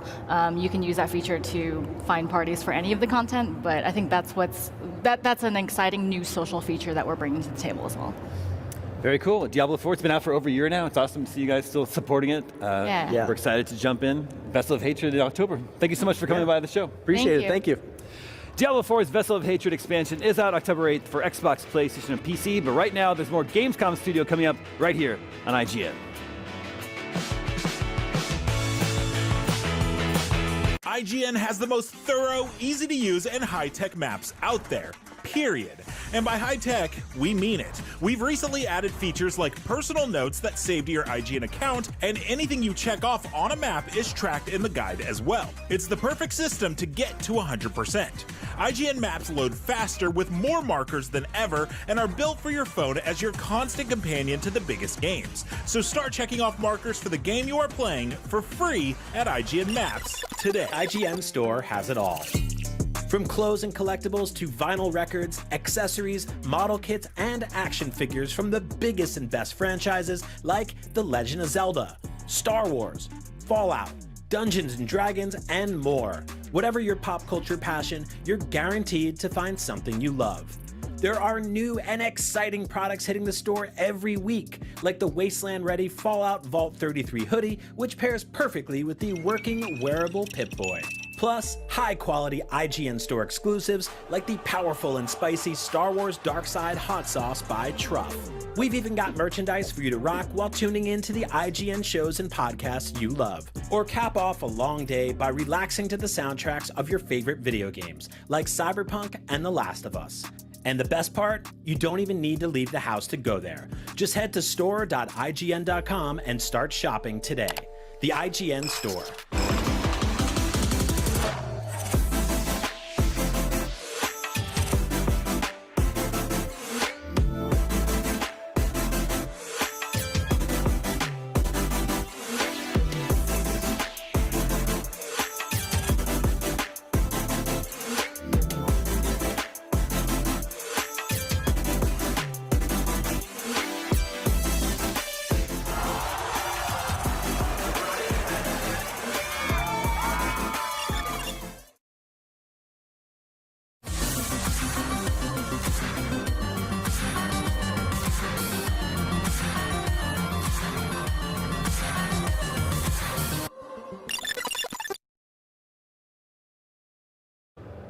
You're watching IGN's coverage of Gamescom 2024. Next year, we're getting to journey into the Forbidden Lands to meet new and old monsters in the wild. See what I did there? Today, I'm joined by Rozo Tsujimoto, producer, Yuya Tokuda, the director of Monster Hunter Wilds, and Patrick Shields, our wonderful translator. Hello. Hi. So, first of all, I have to thank you for letting us bring 2 weapons on a hunt. So, I do have to ask, though, how will this work with the guild cards? 今回武器2つ持っていけると思うんですけど、ギルドカードに登録するのはまた2つに増やすことなんでしょうか。そうですね。ギルドカードというもの自体がちょっと今回いろいろ形式を変えてたりしますので、またそのあたりは、追加の情報をお待ちいただければと思います。Whether or not you have something exactly like the guild cards from previous titles is something we'll talk about a little bit down the road. But I'm sure you'll be happy with what we've done. Let's just say that. Yeah, that makes me happy. There's more to talk about. Lots of secrets for us to discover. That makes me happy. So then let's go back to the weapons. I'm so curious if there were any weapons that were least used that you really want people to play and try out this game. これまでの作品で使われている率が低かった武器で今回強調したかった武器とか使ってほしい武器などあったのでしょうか。一つは狩猟笛については、今までちょっとダメージがどうしても出しきれなくてサポート武器という立ち位置がすごく強かったんですけど、今回はうまい立ち回っていくとダメージが出せるような設計になってますので、ぜひ一回手に取ってみてもらいたいなとは考えてます。The hunting horn, as you'll know, is a weapon which is great for support buffs, but perhaps in previous games it was a little hard to do decent damage output compared to the other hunters in your party. So for Monster Hunter Wilds, I focused on making sure that if you're pulling off the right moves and combos, hunting horn users can also be right up there in the damage output with their friends. I'm going to say I could not get a handle on the hunting horn. I was awful with it. So I was the worst support player. So what's something that you took from Monster Hunter Worlds and Monster Hunter Rise into Wilds? ワールドまたはライズの経験から生かして今回のワイルズに実装しているとか、ここは変えてみました、追加しましたのような要素があれば教えてください。まあ、細かいところはあれですけど、まあ、これは正直ワールドワイルズに関わらず、今までの作ってきたモンスターハンターのやっぱり経験であったりとか、ノウハウであったりとかっていうのはすごくやっぱりこのワイルズでももちろん生きてるところもいっぱいありますし、まあ、それを踏まえて今回、入れたシステムであったりとかも仕様であったりとかっていうのももちろんたくさんあります。Not just Monster Hunter World and Monster Hunter Rise, we've actually looked further back through the whole series history and just taking a look at how our approach was on each title and what we learned from them and how the players reacted to them. And I think in Monster Hunter Wilds we've really taken these many years of experience and finally been able to put it into the ultimate Monster Hunter game. まあ、一つ言うと例えばセクレトとかっていうところで言うとやっぱり今まで結構、フィールドが広くなっていく分には、やっぱり、アクションの幅も広がって、まあ、ワクワクするっていいんですけどその分やっぱり迷いやすいとかっていう欠点があったりとか移動までに時間がかかったりとかっていう、まあ、欠点もあったんですけど、まあ、そういうのはセクレトがある程度オートで行きたいところまで行ってくれたりとかする手助けのサポートにもなるので、まあ、そこら辺は一つの例として今までの経験が生きている要素ではないかなとは思います。One example is that as the series has progressed, the maps have gotten bigger and bigger, and that has meant it's been easier to get lost on your way to finding the monsters. So, bearing that in mind, we've added the new Sacred Mount, which you're able to not only get on and move faster, but it can also automatically run you towards the monster and then get you straight there in one piece. So that's one of the things we've learned from past player feedback that we've tried to improve in the new title. That's amazing. So I can go get a drink of water and just have my mount be progressing me towards that. So with Sacred, actually, I'm curious. I know we were able to sharpen our weapons on it, but are we also allowed to do some combat, especially for a bow user? セクレトに乗りながら研ぎ石使えたりすると思うんですけど、アタックもできるんですから特に、弓などのユーザーは有利そうですけど。そうですね、全ての武器がセクレトに乗った状態から攻撃することができます。ただ攻撃の種類自体は限られていますので本当に時間的な効率っていうのを求めるならばやはり地上に降りていただいてアクションしていただく形が望ましくはあります。All 14 weapons support attacking while mounted on the Sacred, not just the ranged weapons. That said, I'd call it an option that's added for when you have a chance to attack the monster on your Sacred, but in terms of, DPS as it were, I'd recommend getting off the Sacred and getting into the battle proper, but it's there if you want to use it, and there's a limited number of actions you can use. Okay, that's actually amazing. I mean, I'll take the tips from the pro, so I won't just ride them out and be scared. So we do see that monsters are going to be able to kind of form a herd and attack you. This sounds terrifying. Why did you decide to implement this into this game? モンスターが群れて攻撃してくるようなシーンがあったんですけど、個人的にはすごく怖いと言いますか、なぜこういう要素を入れようと思ったんですか？今回人間も含めたモンスターハンターの世界というのを描こうと思ってまして、そのためには少しその人間に対しても攻撃的だったり怖い部分っていうのもモンスターにはありますので、そういうところを強調するためには群れみたいな表現っていうのが、今回の技術を生かした形として望ましいなと思ったので今回採用しています。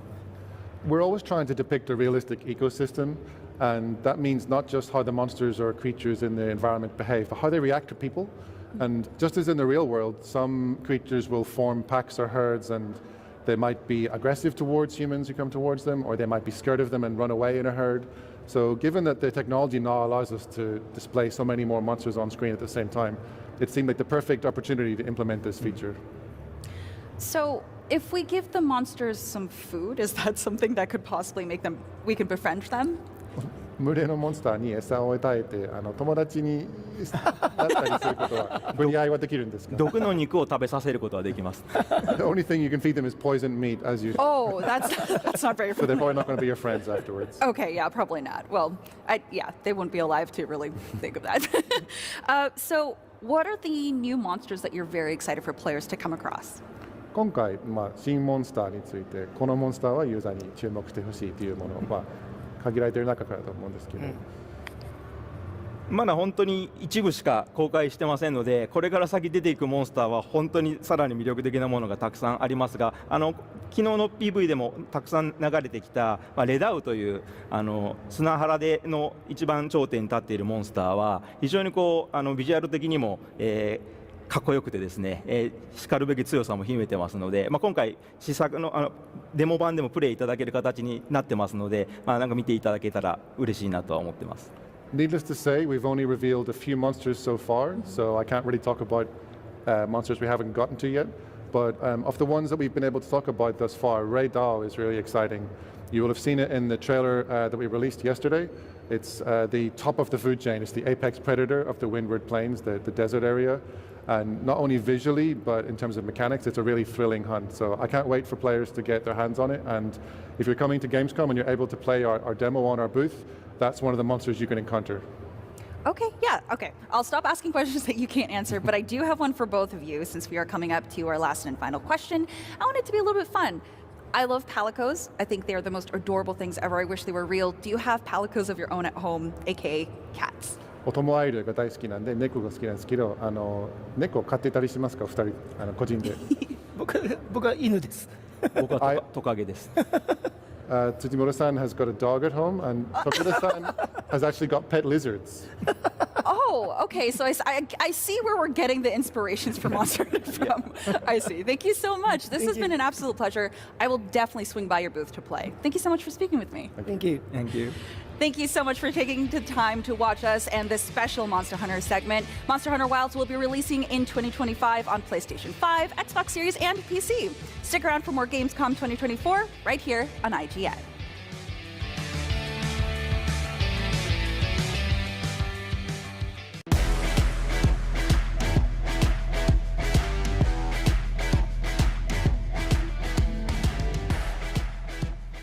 Copa City is a football tycoon game where you transform an entire city to get it prepped to host world-class football events.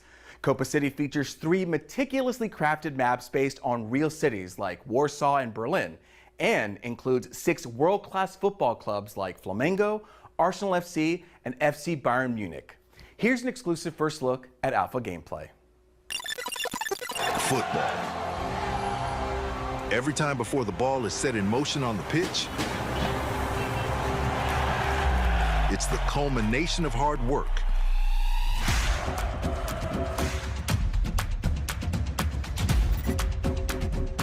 To captivate the fans, to ensure everyone's safety, to meet every need,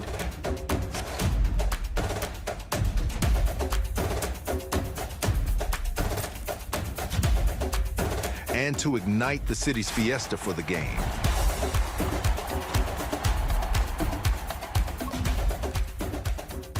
Sometimes it requires making tough decisions with lasting consequences.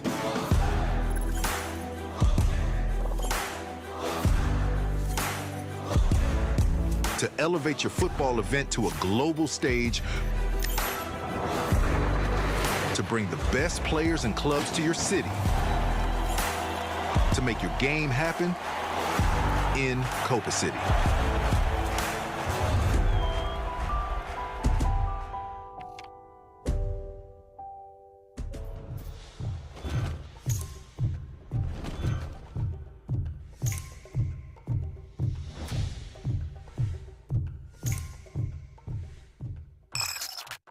The average Cinefix movie list features nearly 100 different films and approximately 25 minutes worth of wall-to-wall deep dive analysis.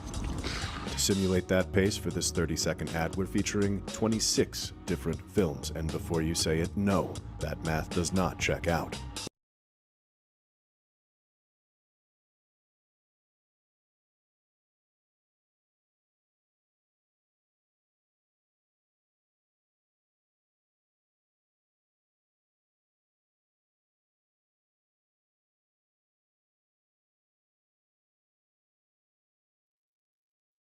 Whoops.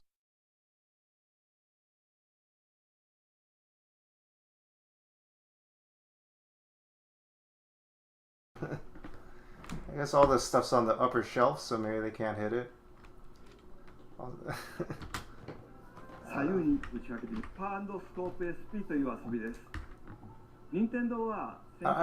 Like just anytime you have, like people are gonna try and break the thing no matter what. Like how escape rooms work. It's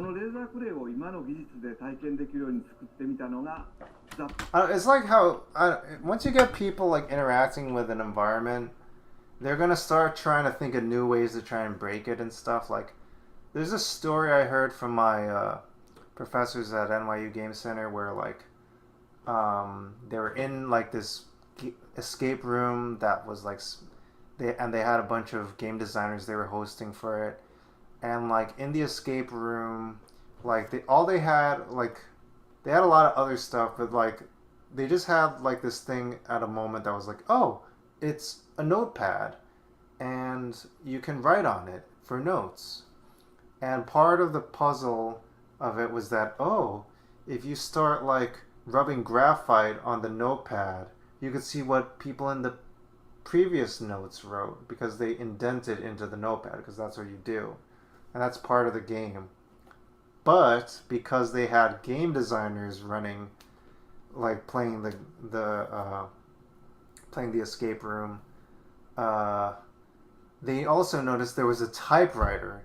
And then the game designers was like, wait a second, if we disassemble this typewriter, we could see which keys were pressed the most, because that's the same principle as the notepad. Obviously, they were not supposed to do this and like take apart a really complex mechanical thing. So they had the moderator, like escape rooms often have moderators, like, and the moderator told them, no, you're not supposed to do that. But like, yeah, if you didn't have the combination of game designers using their out-of-the-box thinking and the combination of the suggestion of the sketch pad, like, they wouldn't have done that. Like, if they didn't have the sketch pad, they wouldn't have even thought of doing that necessarily. But then, like, they made the connection between the two.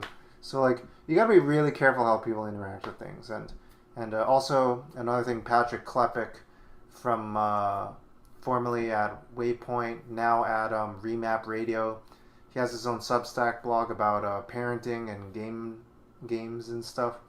And like he talked about like some of the affordances of like the Nintendo theme park attraction, and how like his kids could lose at playing the theme park attraction, and like the parents weren't allowed to intervene, so the kids would just try as hard as they could to like pump this wheel or whatever, and like even though they tried their very hardest, they would fail and they would leave in tears. Like, it was terrible. So yeah, it's very tough to design for like all the different kinds of audiences that could be coming in for like all these kinds of attractions.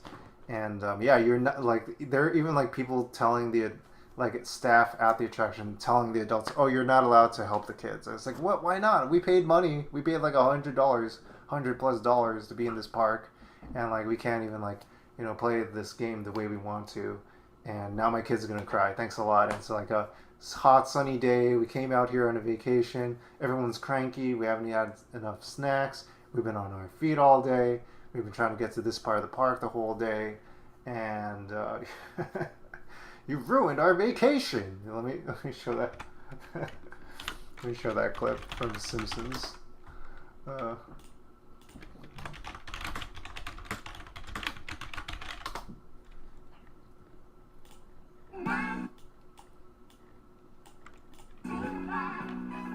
From yon mold.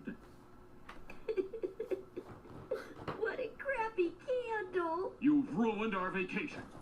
You, sir, are fired. Bam! Sorry. So that was way louder than I was expecting.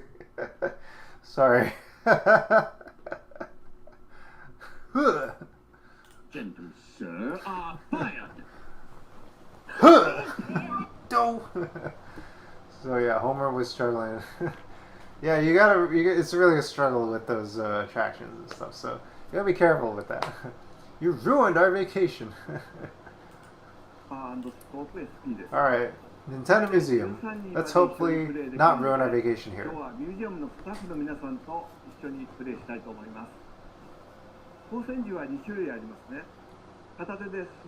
Two light guns, the one-handed zapper and the one with the side on it called the Super Scope.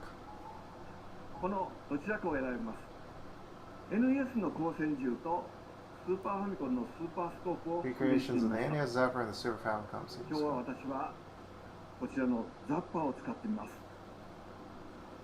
Oh, this is in the museum?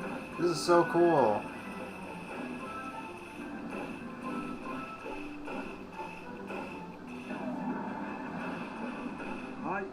This has got to be in the parks, right? Don't shoot Mario or Peach. Aim and shoot at the Koopa Troopas.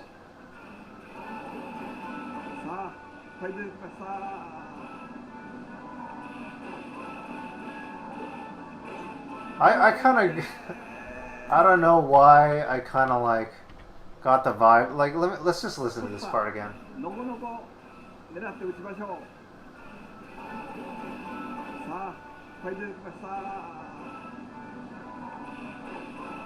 He, I don't know, maybe this is because of my own projection here, but he gives me the vibe of like, look, shoot at the Koopa Troopas. Look, it's so much fun, everybody. Look, there's so many of them. Good job, everyone. Like, I don't know, he's trying to like, aren't we having fun, everybody? I don't know, maybe, just like, it feels like I've been doing this for so long. I've been at this company since 1977. It's still Koopa Troopas, still Mario, and I just gotta keep it up for the kids at this point. Like, I'm projecting here. I don't know if Miyamoto's actually like that, but I mean, probably to some degree. Like, I feel like most people would get tired of doing this sort of thing after a while. I think there's been interviews where he's mentioned he's been a little like,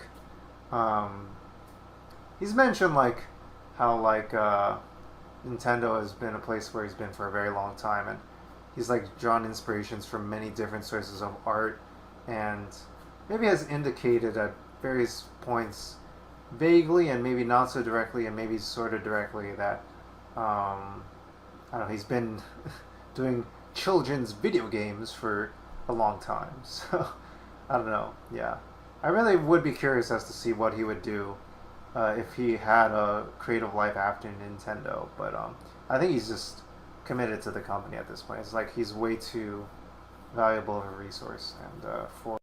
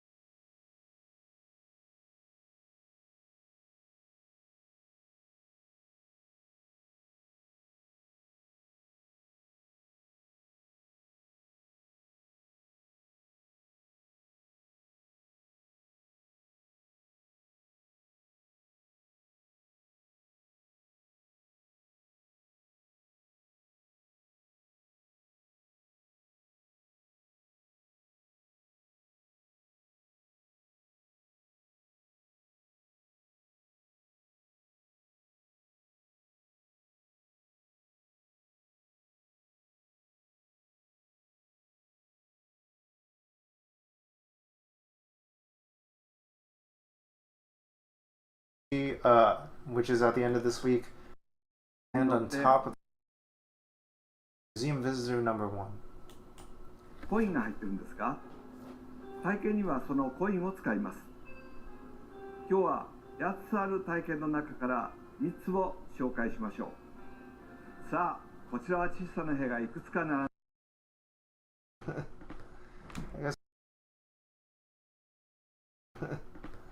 I guess all this stuff's on the upper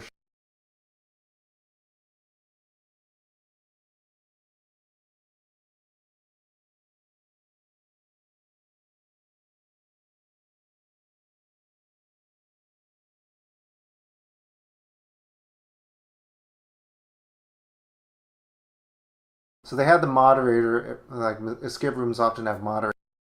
Stack blog about parenting and game kinds of audiences that could be coming in for like all these kinds of attractions. You know, play this vacation. The parents weren't allowed to intervene, so they did that. Like, if they didn't have the sketchpad, they wouldn't have even thought of doing that necessarily. But then, like, they made the connection between the two. So, like, you gotta be really careful how people interact with things. And also, another thing, Patrick Klepek from formerly at Waypoint, now at Remap Radio. He has his own Substack blog about parenting and games and stuff. And like, he talked about like some of the affordances of like handle thing. So they had the moderator, like escape rooms often have moderators. environment, they're gonna start trying to think of new ways to try and break it and stuff, like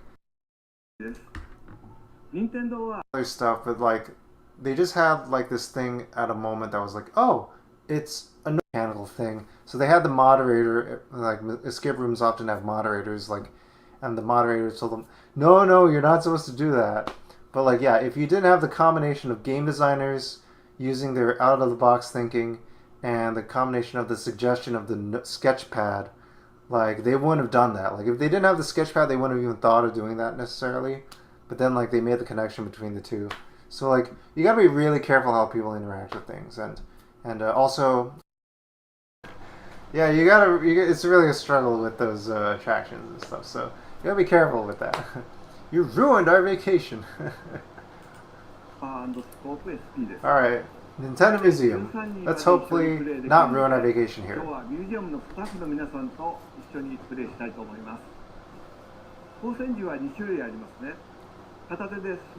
2 light guns, the one-handed zapper and the one with a sight on it called the super scope. このどちらかを選びます。NES の光線銃とスーパーファミコンのスーパースコープを Recreations of the NES Zapper and the Super Famicom series. 今日は私はこちらのザッパーを使ってみます。 Oh, this is in the museum? This is so cool.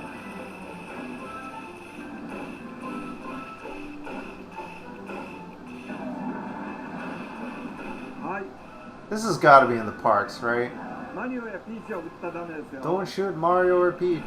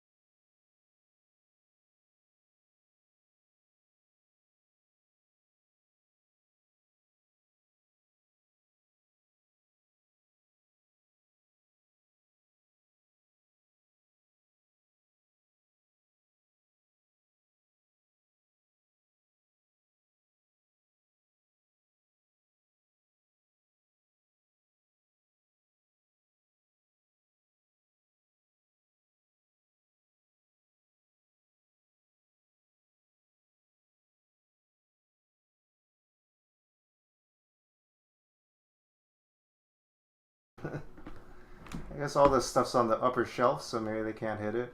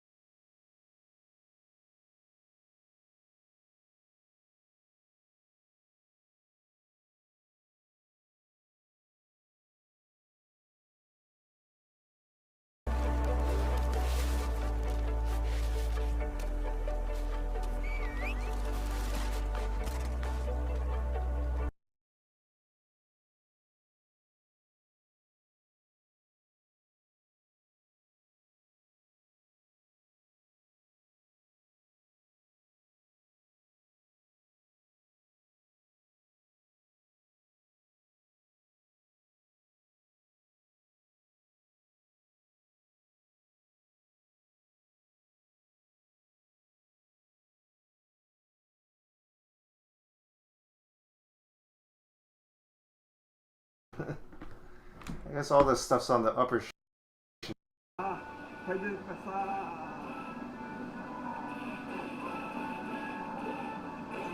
I kind of, I don't know why I kind of like got the vibe. Like, let's just listen to this part again.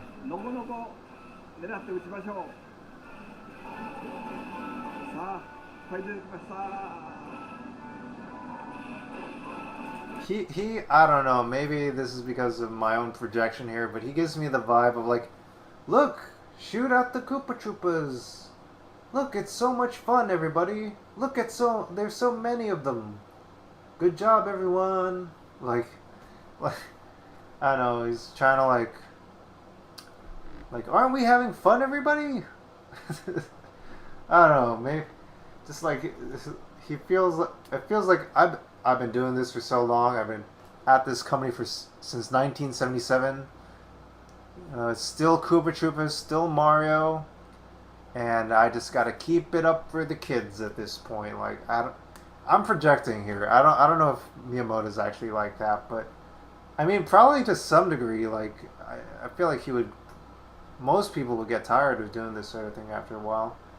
I think there's been interviews where he's mentioned he's been a little like he's mentioned like how like Nintendo has been a place where he's been for a very long time, and he's like drawn inspirations from many different sources of art, and maybe has indicated at various points vaguely and maybe not so directly and maybe sort of directly that I don't know, he's been doing children's video games for a long time. So I don't know. Yeah, I really would be curious as to see what he would do if he had a creative life after Nintendo. But I think he's just committed to the company at this point. It's like he's way too valuable of a resource, and for I don't know, for Nintendo, for even the Japanese game industry, for the whole game industry, for the Japanese economy, even just like single-handedly, like, you know. And I hear he doesn't even get paid that much. Like, he gets paid like, I don't know, lower to mid six figures, even though like you know, which is obviously he's doing fine, but like, you know, obviously he's worth like billions of dollars and is making decisions affecting billions of dollars of revenue for this company. Like the market cap in Nintendo is like 60 billion or something like that. I don't know. So yeah, let's check this out. Let's have fun! Shoot them, everybody! Aren't we having so much fun? I am a grown man playing bombs. He's gotta do the Uncle Miyamoto thing. Like, I remember how, like, I have a book called, Walt Disney, an American Original, and, like, I remember in the book they talked about how, like, when he made his appearances on Disneyland on television, like he switched into this old Uncle Walt persona, which was like very marketable and stuff. But it didn't necessarily reflect who he was in real life and stuff like that. But like he was happy to do it to like help promote things and stuff like that. Yeah, so I do wonder, of course, like how much Miyamoto's like playing up this like, oh, I'm Uncle Miyamoto at Nintendo, here to show you the cool games and stuff like that. You know, you got to do what you got to do, and yeah, I think there must be some kind of peace somebody has, and like having such a pivotal role in such a company that's meaningful to so many people. So I don't know, in an industry that's so meaningful. So that's me ranting about what's going on in the inner machinations of Miyamoto's mind. Yeah. So.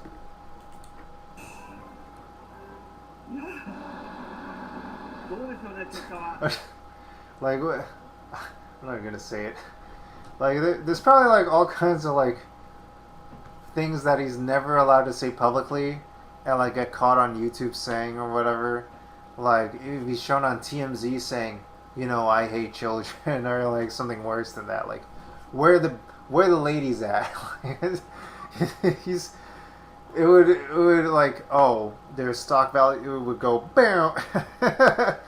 Uncle Miyamoto, like, where, you know, I'm looking for my own Princess Peach, you know. Like, he's not allowed to say that ever on any public appearance anywhere in public. Like, this face, those words are not allowed to come out of this man's face. Like, anything even hinting at those kinds of intentions are not allowed to be said by this man. Ever. Or even implied, or like, yeah, never. Yeah.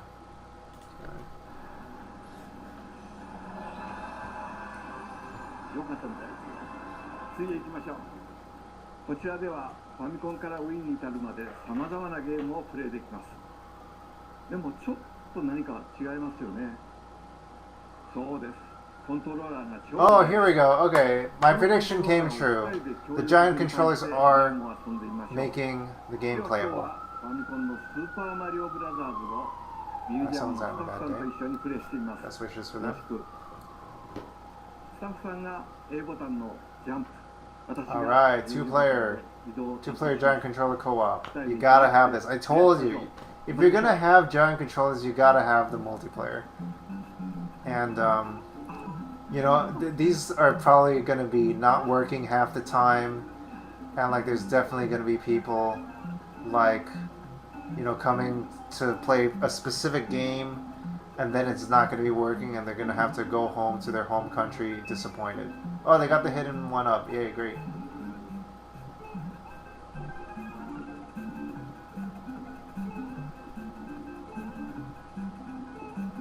Oh, they got the jump. They did it.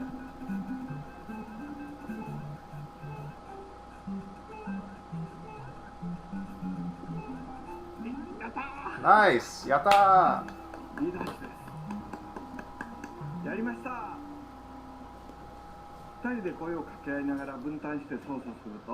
Oh, they're giant Wiimotes too, that's funny.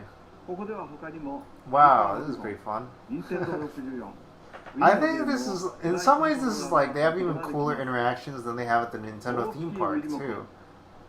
And they're really trying to make this like a fun interactive museum. Like they're trying to make it not just like something for history and stuff, but also make it fun. And I think they probably tried to play up as much of that as possible for this Direct. Yeah, very cool, very cool.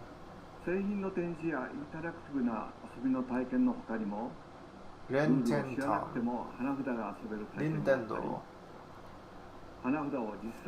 You'd love to have it. Oh, you can make your own Hanafuda cards. Cafe, of course. Hamburger.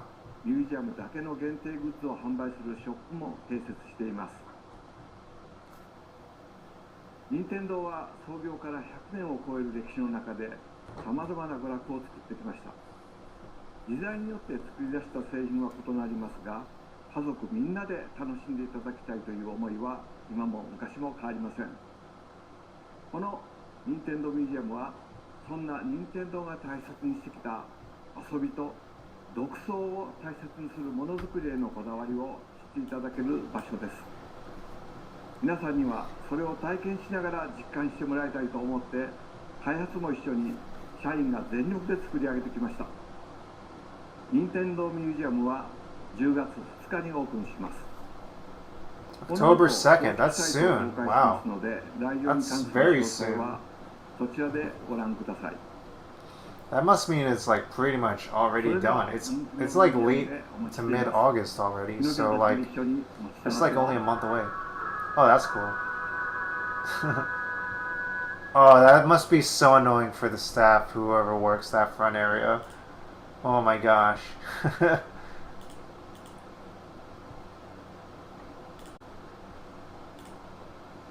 Alright, that was the Nintendo Museum Direct. Very cool.